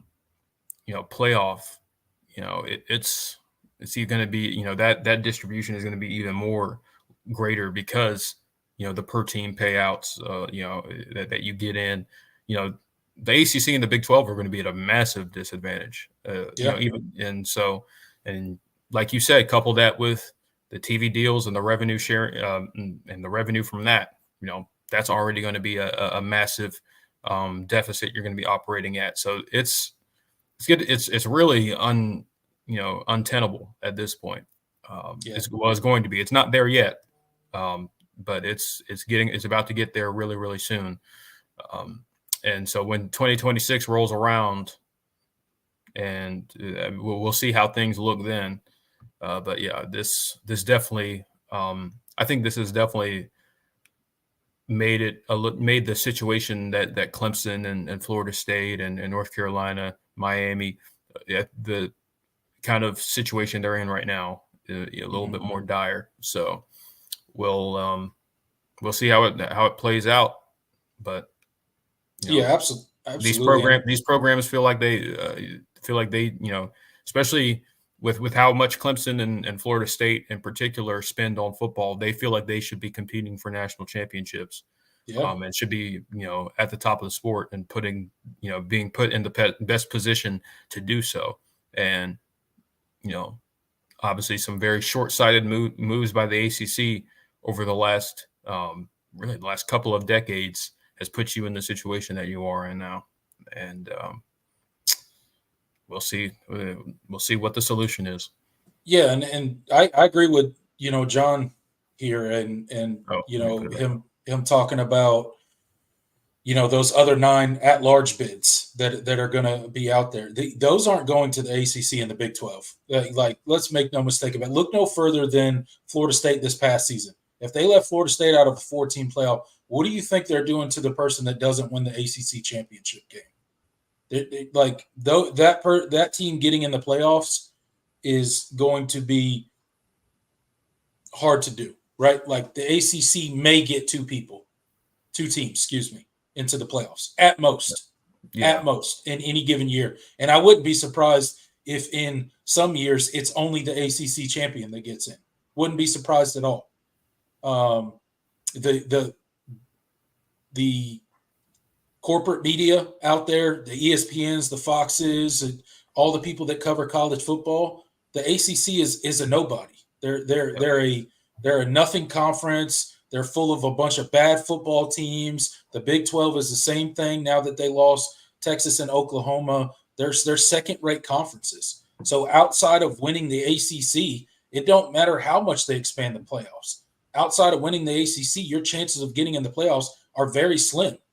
You may sneak in a year here, a year there, but for the most part, it's going to be full of Big Ten and SEC teams.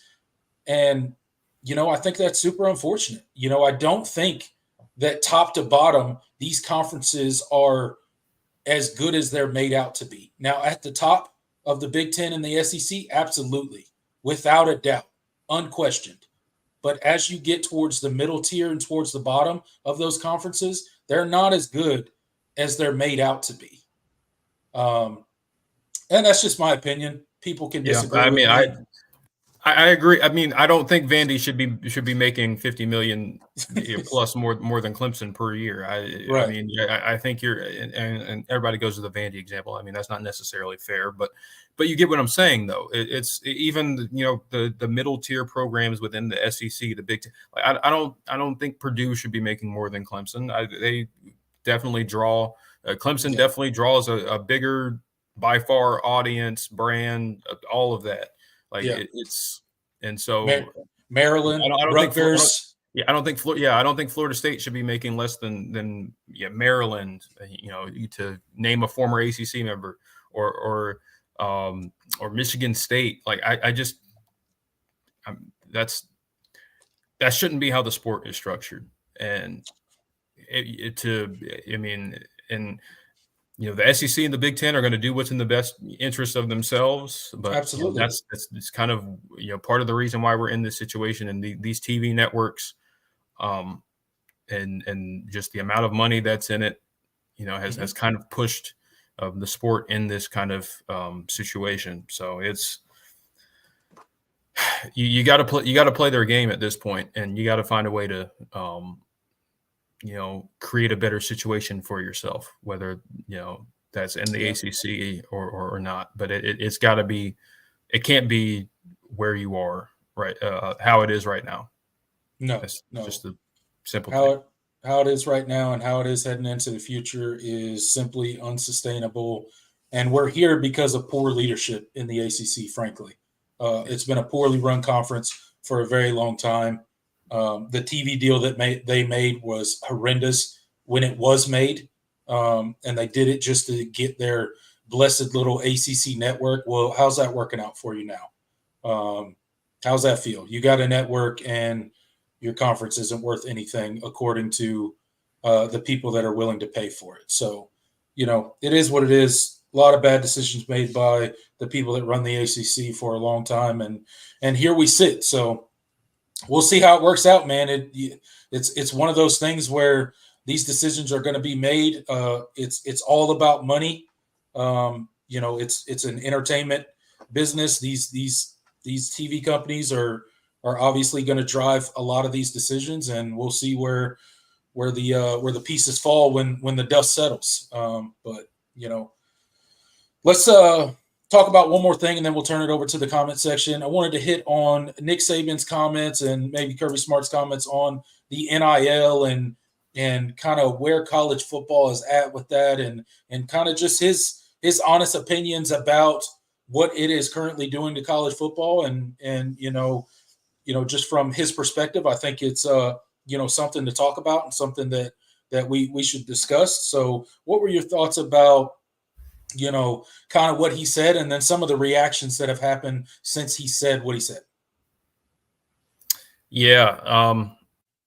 Well, it's just more of, it was interesting to hear Nick Saban come out and be as, as straightforward and candid as he was. I mean, he had started to be a lot more blunt about it, last year, and now that he's completely out of coaching, he's definitely taken that role as trying to be the spokesperson of college football, and just those comments, as for everybody watching, we all know what those words sounded like, who those words sounded like, and I'm not saying Nick Saban is is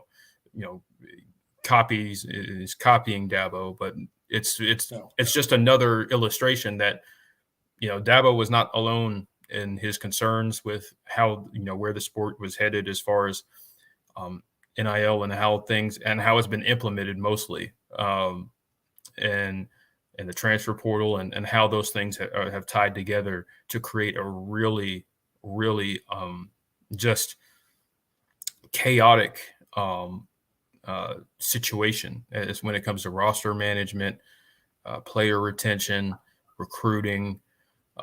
It's been a situation that's it shouldn't be the way it is right now. Mm-hmm. And so I think it was just very telling that this is a concern that a lot of coaches have and have been and have had for a while, since a lot of these rule changes have been put in place. And it's the reaction to it has been either he's right, or or it's been similar to what Dabo heard is he makes all this money, so he should, and he doesn't want the players to get paid and all of that, which every single person that talks about this is like, I'm not against, I'm for the players getting paid. It's just I don't want there to be the wild way. Like, this is not, no other sport operates this way as far as compensating their athletes. Like NIL collectives and all this under the table, in the high school recruiting, yes, money has been a part of the sport for a long time. Yeah, there have been a lot of in recruiting for a long time, and a lot of underhanded stuff has happened. It's definitely, college football was certainly not a clean sport before NIL was implemented. But if we're going to try to create if we're going to operate under this notion that everything is above board now, we need to have some rules in place and structure in place. Right. And there just isn't right now. And I don't think it's going to come from the NCAA.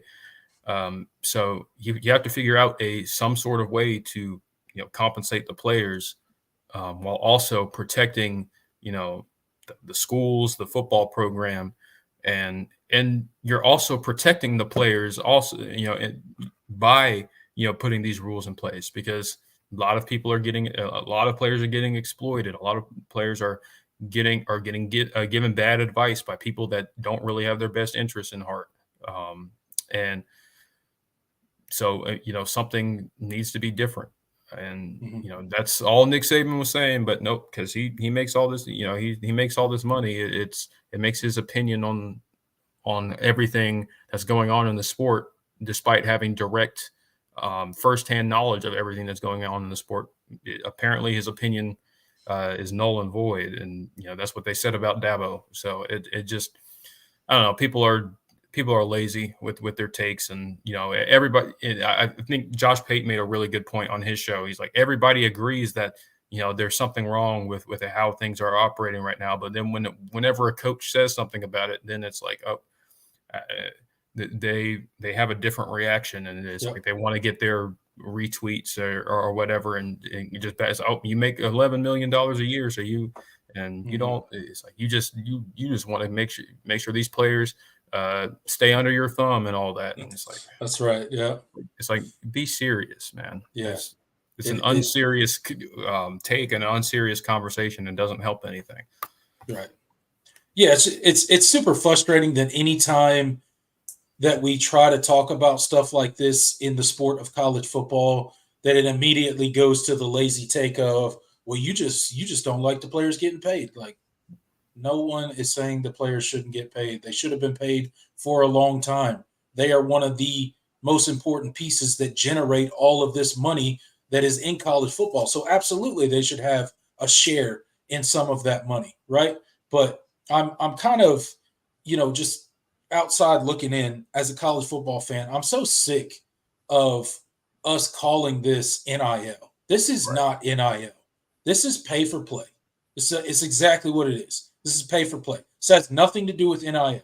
NIL is you have a company, you want me to be a spokesperson for said company, and you pay me X amount of dollars to do a commercial or a whatever, right? Or to come to your local restaurant and do, a meet and greet to draw business, and then you pay me money, right? That's NIL. NIL is not what we're doing right now. It's like, hey, I'll give you $500,000 to sign with Alabama. That's not NIL. That's pay for play. Right. So I'm tired of it being all under the guise of NIL. This is not all NIL. It obviously is sloppy. It needs to be cleaned up. The players need to be compensated for sure.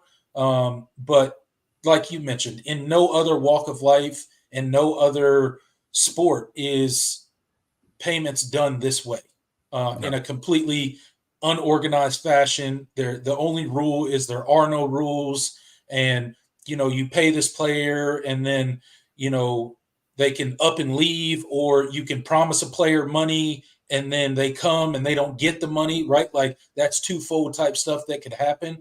It needs to be more structured so that there are guarantees both for the player and both for the universities that those players are being paid from, or paid to play for. Because let's just call it what it is. Right. You're going to start paying players to come to your university.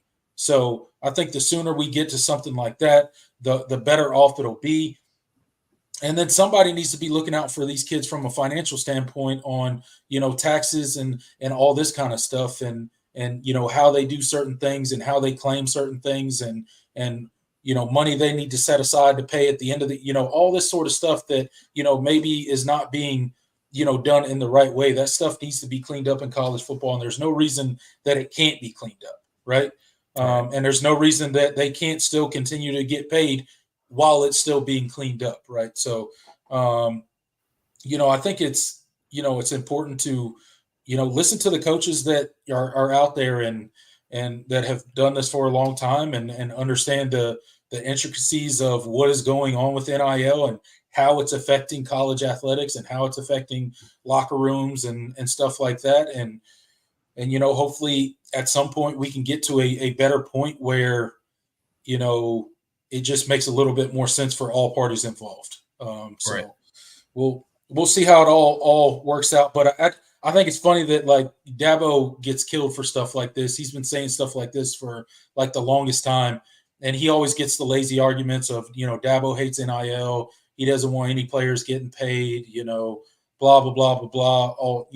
All the stuff that's been repeated time and time again. And then you got coaches like Nick Saban and Kirby Smart come out, and they're echoing the same things. Not that they're copying Dabo, like you said, by any means. It's just all the coaches all thought this. Dabo Yeah. was just one of the louder ones in the room that was willing to say it in front of a camera, sometimes to his detriment. So, Yes.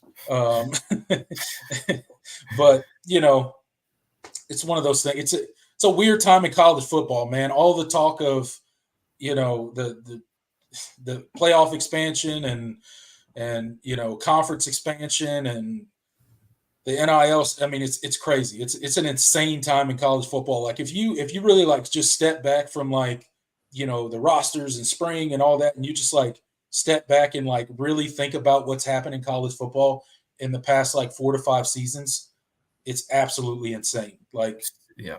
you rewind back to like Hasn't been a period like it, not yeah since, they started putting it on TV, like, not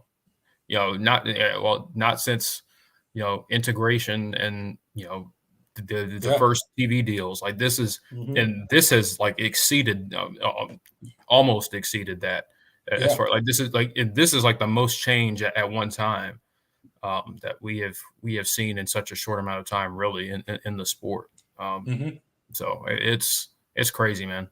it's become like unrecognizable from like 4 years ago to now. It's like completely different. Like if you just like pick somebody up like time capsule type stuff, right, and then drop them in to college football right now from like 5 years ago, they'd be so lost. They'd be like, wait, what is going on? Yeah. uh, but it's just one of those things. It's not all bad stuff, but it's just college football's in a really weird spot, and the sooner we get to some more stable ground, the happier I'll be. But I'll be here through all the rocky stuff as well because I'm not going anywhere. I'm a diehard college football fan, always have been, always will be, and that's never going to change. So I think we'll leave that conversation there. That we could go on about that for 3 hours, but let's go ahead and turn the conversation to the comment section. Thank you guys so much for showing up for tonight's show. Go ahead and get your comments in the comment section. Get your questions in. Anything that you want us to answer. Now is your time to ask. We got 35 people in the live chat right now. Thank you so much for being here. Hit that like button while you're in here. If you're not subscribed, I don't know what you're doing. Hit that subscribe button. We're really, really close to 5,000 subscribers. So help us out with that. Also, share this video in your various Facebook groups, your message boards, your Twitter feeds, all that stuff. Bring in more people. We always want more people to come in to further the conversation about Clemson football and college football. And with all of that said, I guess let's see what the people are talking about, Jordan. Yeah, absolutely. And once again, if you want to make sure that your comment is read, you can leave a super chat, and it would be greatly appreciated. All right, let's see what you guys are talking about. Big load with a basketball update. Duke is losing to NC State Oh God. with 30 seconds left in the fourth. Yeah, man, Kevin Keats is he's kind of becoming NC State's Brad Brownell in the way that he just. When you think that they're finally done with him, they like go do something that makes they you do giddy. something incredible. Yeah. As long as they close this out. But I've gotten the sense that he was coaching for his job in this ACC tournament, and that would be a pretty shocking way to 71-67 now. Yeah. Whew. Yep. 30 seconds left. Isn't it, wouldn't it be nice? NC State is a program that, basketball wise, I mean, they're, all time, they're pretty good. They had, they have a couple of national championships, but even in like the last like 20 years where they haven't quite been to that standard, they still show up in the ACC tournament more often than not. Can't relate. That would be Can't relate. Nice. I don't know what that's like. Can't relate.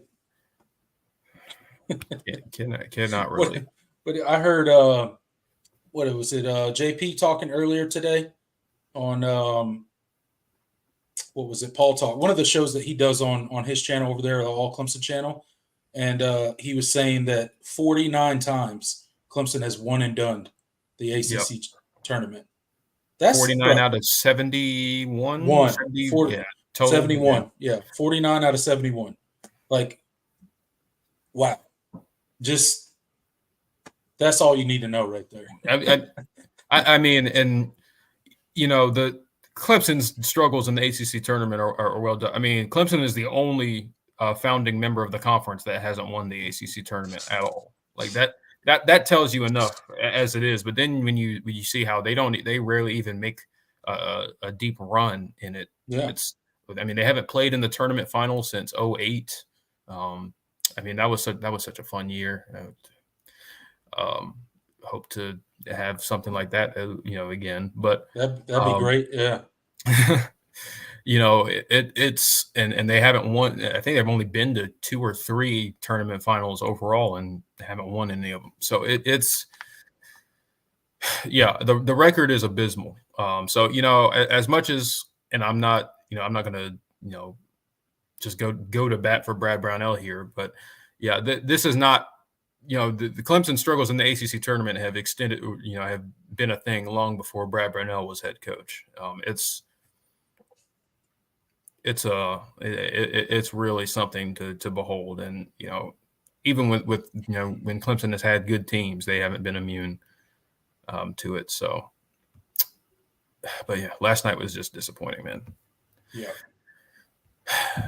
felt like this team was different, but apparently not. They've just kind of towed the. I said it last night. I tweeted. I was like, this team has just kind of done the bare minimum since the non-conference play. They've just kind of done the bare minimum to stay afloat. The highs were really high and the lows were really low. I mean, beating North Carolina on the road for the second time ever. That was I'll remember that forever. That was awesome. And you never trailed in that game, and you saw like what this team is capable of.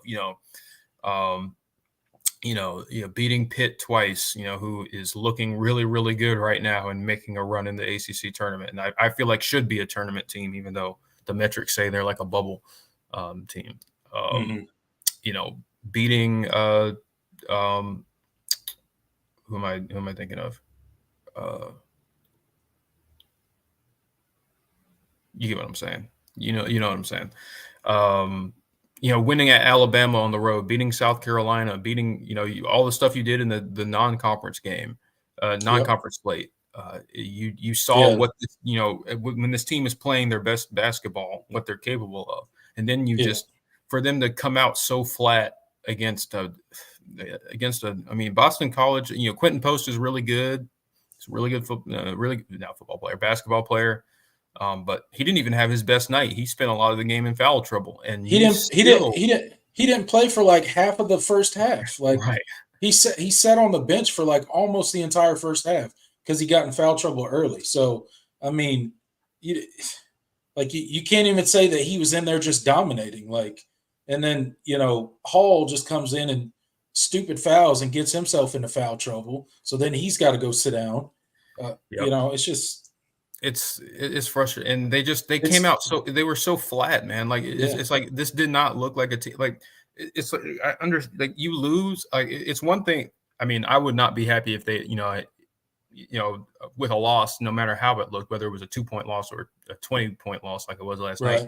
But like just they came out so flat. Like it's like they just didn't care. Like your seniors, your experienced guys just didn't show up. Chase Hunter was 0 for what was he? 0 for 12 last night and his only points were like 2 free throws. PJ Hall had one. Didn't get his first rebound until like 8 minutes left in the game.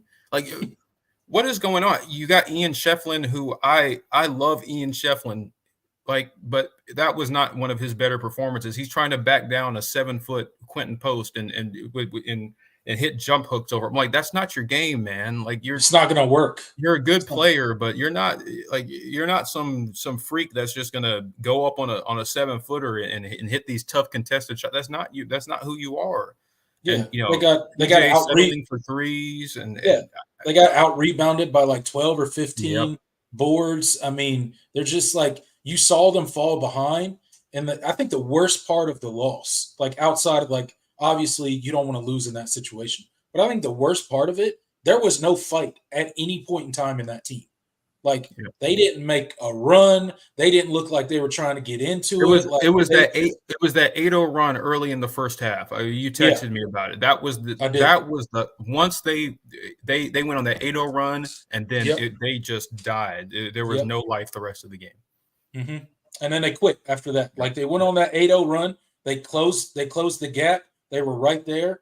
And then Boston College went on another run and Clemson just gave up. No fight for the rest of the game, which is just And it I was mean, so that's just frustrating too, because they sat. It was like BC was like up. They were the lead fluctuated from like 8 to 14 for most of the game, and you were like, oh man, just one run hmm puts Clemson back in this game, and they just never. It was like they couldn't get a stop. They like BC didn't shoot that well, but their guards outplayed our guards by a million. Like it yeah. wasn't even close. And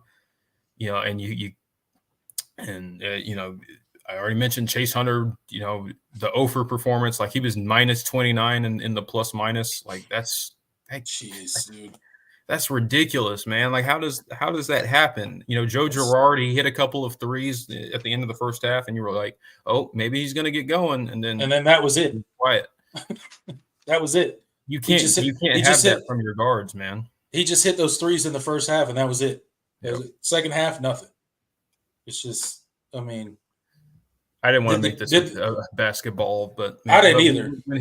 when Big Load got me, and it was funny because he was talking about a completely different game, and then he got us on a tangent, and Yeah.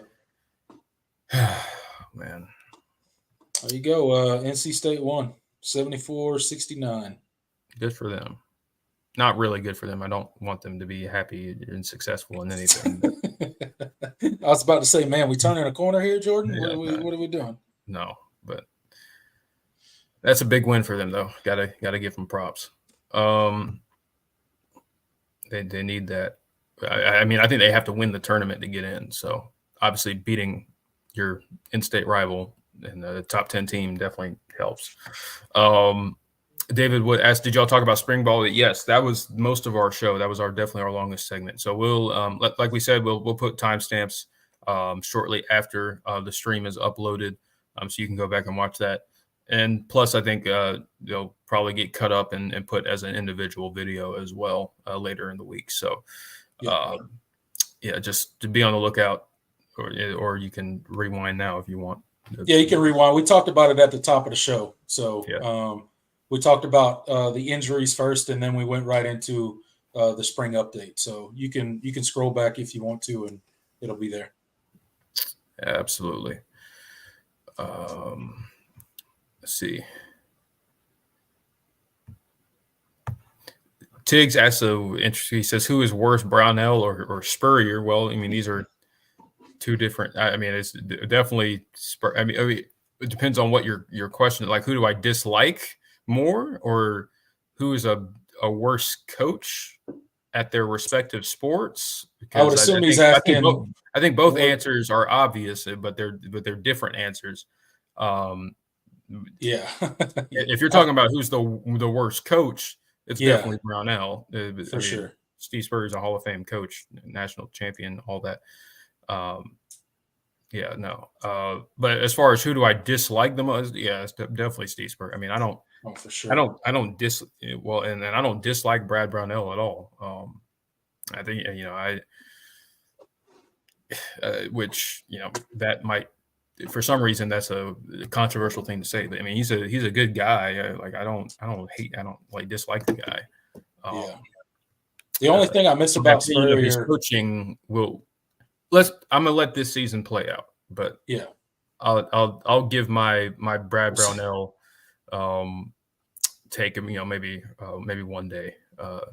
We'll see how this season plays out. Yeah, and how see how the tourney goes. But the only thing I miss I'm about not optimistic, but Steve Spurrier is how him and Dabo used to go at it in the media. Yeah. I thought it was hilarious. Dude. Oh yeah, no, like that's bro, like those were some golden times right there. I respect Steve Spurrier. I like it's like I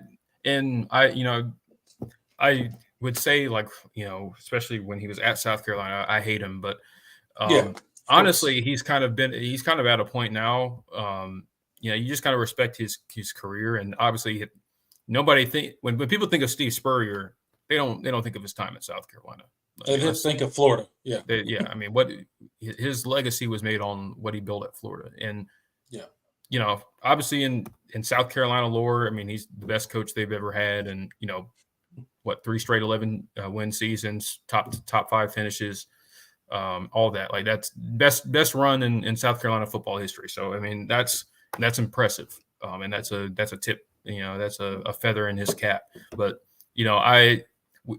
when I think of him, even as a Clemson fan, but just as a college football fan in general, I mean, Steve Spurrier's legacy was made at Florida, and so I can live with that a little bit. Makes the 5-game losing streak a little bit easier to swallow.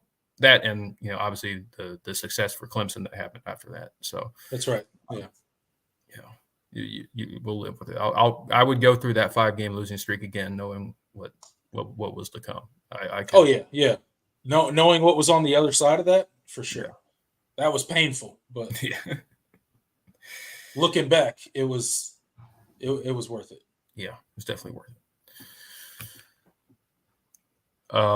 Jay says if a Dabo team lacked this much juice, he would be crucified, but people are still making excuses for Brown. And I think, definitely the lack of fire from this team was inexcusable last night. Like, and I tuned into Will Qualkenbush on the Roar today, and he kind of echoed similar sentiments. Like and he's a guy that's going to go to bat for Brad Brownell, but that was definitely the most disappointing. It wasn't even just a loss; it was just how they just did nothing, even remotely like what they had been for most of the season. They just came out, and that was the first game I saw them come out and just flat out look like they just went through the motions and weren't all that interested in being there, and that was concerning. So you have to hope that the NCAA tournament is a different story. I mean, you have a chance, even with you've probably dropped a seed line or two with that loss, but you still have an opportunity to make. I still think this team is good enough to make a run, but am I optimistic it's going to happen at this point? I mean, no. Really? What reason do I have to? So we'll see. We'll see, man.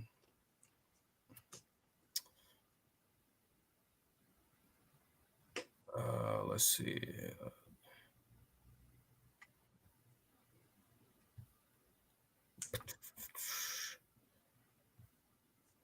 Jay asked another question. He says, now knowing what injuries we have, what are you looking for from the spring game? I mean, it's still going to be the quarterbacks, I think, first and foremost. Obviously, those guys are healthy. I want to see how they, how they navigate and just manage the pocket. Are they making the correct reads? Are they surveying the field? Like, I'm not really so much concerned that are they? It'd be great if they're hitting explosive plays. Mm-hmm. But knowing the injuries, like you don't want to take too much from that if they do. But I just want to see crisp, fundamentally sound offense and smart football from those two guys. Obviously, Cade Klubnik especially, because that was part of his struggles. It just, if we can see that a lack of turnovers would be great, and just the absence of the back-breaking mistakes that this team was prone to make last year, that would be awesome. That would be awesome, and I would be okay. A high-scoring offensive spring game I wouldn't hate that though, for sure. We haven't seen one of those in a while. Yeah, I'd like to just see the offense look, kind of smooth. Like everything is not painful. Right. We can operate. Maybe some tempo. Like you said, an explosive play or two. I would love to see. That receiving core kind of get loose a little bit, and then Cade be able to make that read and deliver that throw on time. But that's really it. I mean, just growth from that standpoint, and then I want to see the offensive line stand up against this D line. because this They say D-line they group, are. So yeah, let's see it in action. this D-line group they ain't no joke. Like we've talked about the depth issues on the edge, but those first two dudes running out there, look here, man, that O-line group better be ready, man, because that first team D-line group running out there is something serious. So Oh yeah. I want to see their growth. I want to see their ability to, stand up against this Clemson defensive line, because if they can do that, then I will truly believe that they are taking the strides necessary to get where we need to go as an offensive line group. Absolutely. Tig says Mama says basketball is the devil. It's the devil. It's the devil. Yeah. Man, I haven't seen that movie in forever. Great movie though. Hilarious. Yeah. Hilarious. Man, it does so many. Basketball does so many. It was the first sport I fell in love with, and so it's always going to be a part of what I watch. But man, it just that's not good for your health. Clemson was not, I will never. I will always pridefully say that I wasn't one of those fans. Oh, I'm a Clemson football fan and a Duke basketball fan. Oh my god, dude! I don't want to alienate. I don't know who's listening. Maybe one of you are like that. That's not a thing. If it offends you, I'm sorry. I can't get behind that kind of two team. Maybe it's because I have too much connection to the school and all like that. I just couldn't ever imagine myself rooting for another college sports team unless I went there or something. Especially when it's a blue blood, we have Clemson and UNC fans and Clemson Duke fans, Clemson. I'm just Kentucky basketball. I'm like, what are we doing here, man? That's to me, that's not a thing. That doesn't exist. Yeah, absolutely not. It's maybe you can choose who to be a fan of, but I'm never gonna. I'm always gonna look at it kind of funny. Yeah, maybe you could pick like a small school to root for, if you. They're like Clemson, Citadel. There are a lot of Clemson Citadel fans. That's what I was gonna say. When I was growing up, I grew up in Charleston, so right. I used to go to the Citadel football games all the time. It was right there, and they were super cheap. So me and my dad used to go all the time. So yeah, I was a Citadel, and I went to their basketball games a lot as well. That's where I got to watch Steph Curry and Tim Duncan play. Coming to the Citadel basketball games, that was pretty crazy. But yeah, so that cool. I can give up Clemson. It's a lower tier team. Furman, they play. That makes more sense. Maybe Coastal if you're from the upstate. Maybe Coastal. But outside of those smaller class teams, no, you can't be you can't be a Clemson football fan and a Duke basketball fan. That's not a thing. It's ridiculous, man. No. But I'm not going to fan police and tell people they can't be Clemson fans if they like another team. Right. I'm not going to be like, oh, you're not a Clemson fan. It's just no. I'm going to look at. I'm going to give you the side eye. I'm gonna judge you in silence. Yeah.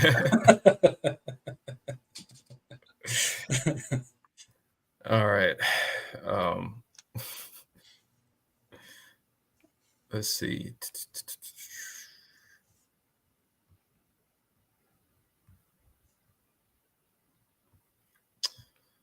You need to scroll back a little bit.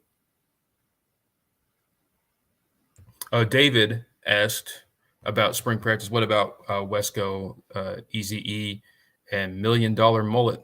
It's funny. I know who you're referring to. Yeah, I know who all those people are. Yeah.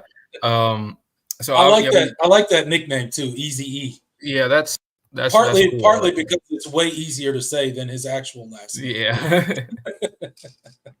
It rolls. Yeah, and it definitely. Yeah, it rolls off the tongue for sure. R.I.P. to the real Eazy. Right. Yeah.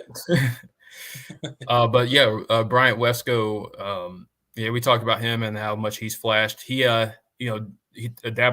I don't know if we discussed it, but Dabo like kind of got into him because he had a fumble in that scrimmage, and then Yep. he took it on the chin and went back out and made 2 big plays right afterwards. So it just, Right.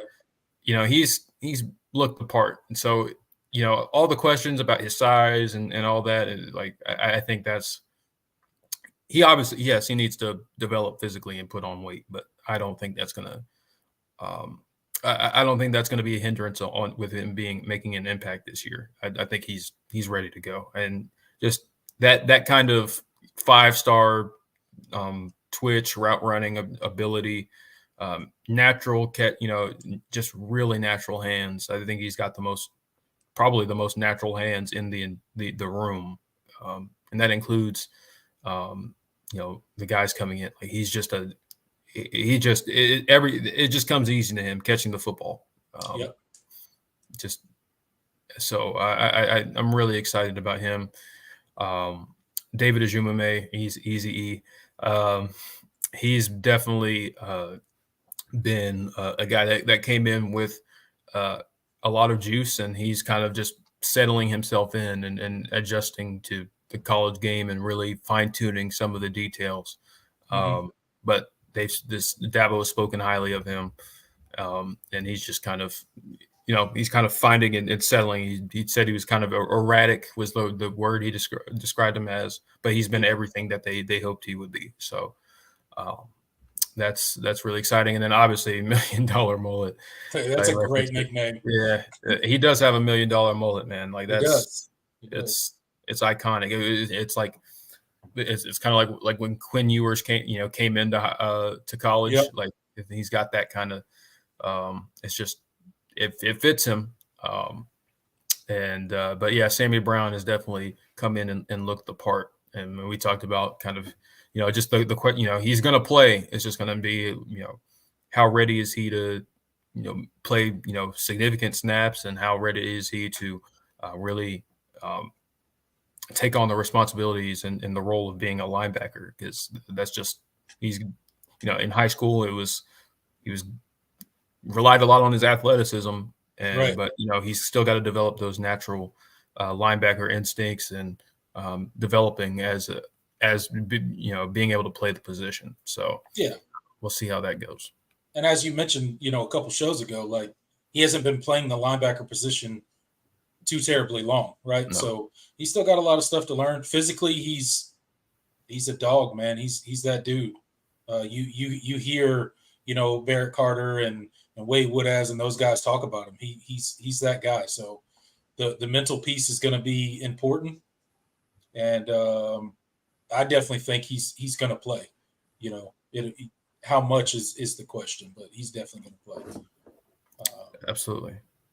Wesco obviously gonna play. He's gonna be a top contributor for this team this year. I think he's gonna be one of the keys to Clemson having a successful season.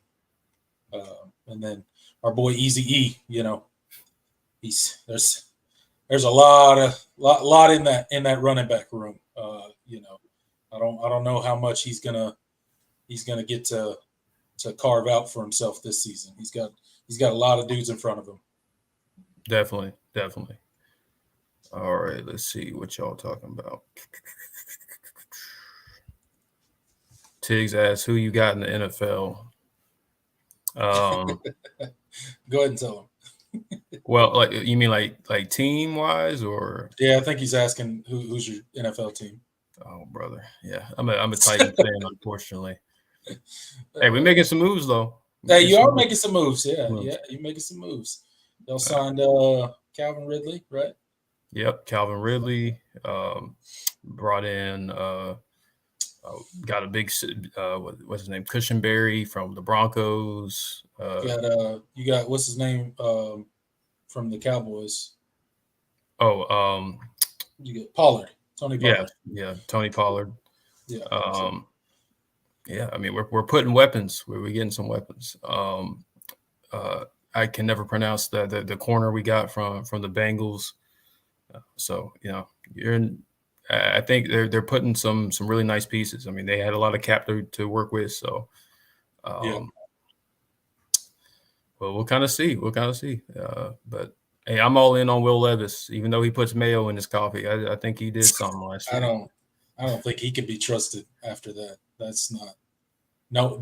He's got to be the only person that does that. There's no way that's a thing. But we'll see. NFL team for me, I don't have one. When I was a kid, I used to root for Green Bay.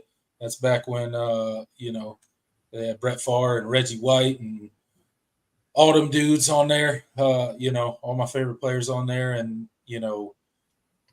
then I just got really big into the college game and didn't watch the NFL quite as much as I used to, and just kind of it's not that I don't watch the NFL, I just don't watch it a ton, like I did when I was a kid.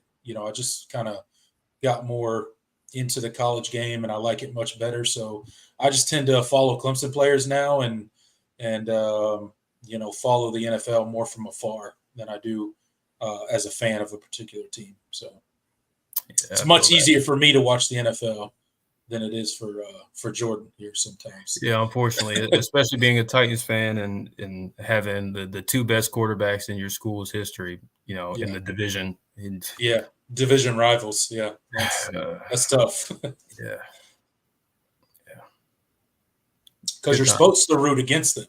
Yeah, and then I have to secretly especially I'm in a lot of Titans group chats, and anytime they come in and they talk trash about Trevor Lawrence, I have to be like they know I'm a Clemson fan, so yeah, but it's still kind of awkward because I'm like, oh yeah, totally, all right, guys, go Trevor, go.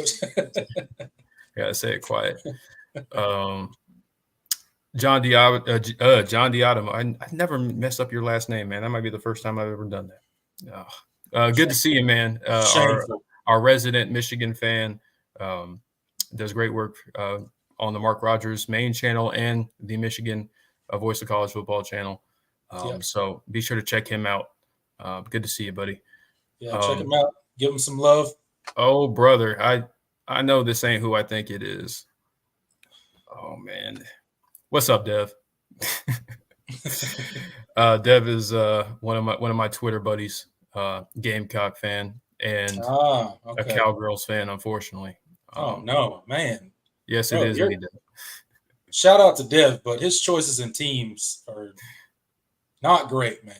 Just not great. It's not. Two of the worst I could think of, actually. He's realizing it though, because they haven't signed anybody in free agency. So I see that. Yeah, they've been crickets over there. I don't know if maybe Jerry Jones fell asleep. I don't know what happened. Oh, and he asked, will the Gamecocks win 10 games this year? No. I'm not even going to entertain that. I just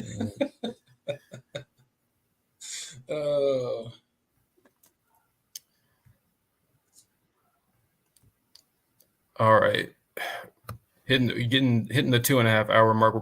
This is probably going to be the last question. JS, where y'all want to see Mike Williams and T. Higgins next year? Well, I wanted one of them to come to Tennessee, but it's with the Calvin Ridley signing, that's definitely not happening. Yeah. My Titans buddies would crucify me for saying this, but I hope T. Higgins ends up in Jacksonville. Jayville, man. Yeah, Duval down there for sure. It's really awkward being because I have to I have to secretly I can't hate the Jags anymore. I used to love Derrick Henry used to run all over them, and I'd laugh at them, and they used to be the joke of the division, and it'd always be fun. But then they just had to suck when Trevor rolled around. Yeah, and then not only did they get Trevor, but then they got ETN too. Yeah, I can't actively root against them unless they're playing Tennessee, and even then I don't feel great about it. It's like a bittersweet thing. Like when we beat them at the end of the regular season this past year and knocked them out of the playoffs, I was like, hey, we did it. But I wasn't as happy as some of my my Titans brethren. So it's a struggle, man. But that's why I've kind of I'm kind of been more like you recently and just tried to like separate myself from the NFL a little bit. I still watch it, but like not be as emotionally invested because it is doing a number on me right now. I can't do it. Yeah, it's much better, man. Like I can't even tell you how much better it is to just like be able to watch games and like legitimately not care who wins. I'm just out there rooting for the Clemson guys, man. Like, rooting for Trevor, rooting for Deshaun, Mike Williams, T. Higgins, all those dudes. Hunter Renfro. We'll see where he ends up. Rooting for all those dudes, man. Absolutely. Our boy Christian got paid. Tiggs is a two-teamer, but it's built. I'm okay with two-teamers, and like I don't. That's fine. I don't really get upset.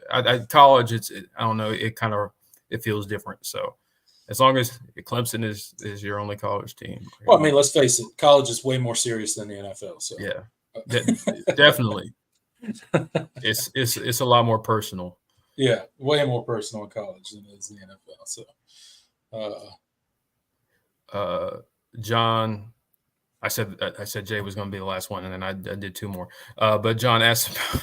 So he says, "So it sounds like Mac and Cheese." I wanted to hit this one. So Mac and Cheese Jones is going to hold a clipboard for Trevor Lawrence.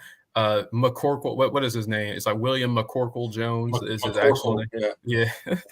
William McCorkle Jones is going to be holding Trevor Lawrence's clipboard and water bottle over there in Jackson. That's funny because Trevor's first name is William too. So that's there you go. Look. Yeah. Oh, William and William over there. Yeah. But it'll be good. When I had always wondered where Mac came from, and to find out like his middle name is McCorkle, like what? Yeah. I can see why he goes by Mac. I would have come up with a nickname like Mac too, because McCorkle just ain't it, dude. Like you can't. No. Yeah, Jay. Yeah. Dabo's first name is William. Yeah, William Christopher Sweeney is Dabo's real name.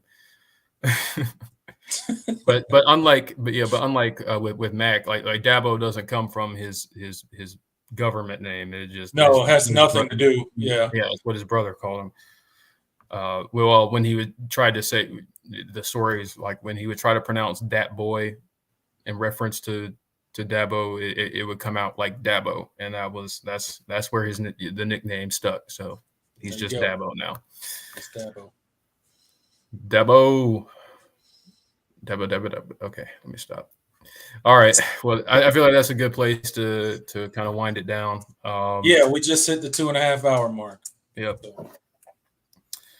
But once again, thank you guys for tuning in. Great show tonight, and I'm gonna let Tiger Paul Craven kind of send us out and do his little outro. All right, guys. Thank you guys so much for showing up tonight. Another all-in show in the books. Be back here next Thursday, 7 p.m. Me and Jordan will be right here discussing Clemson football, college football, and everything in between. Hit that like button on the way out if you haven't already. Share the video, and subscribe if you haven't. Until next time, I'm Tiger Paul Craven. He's Jordan Bowman. Go Tigers. Later, y'all.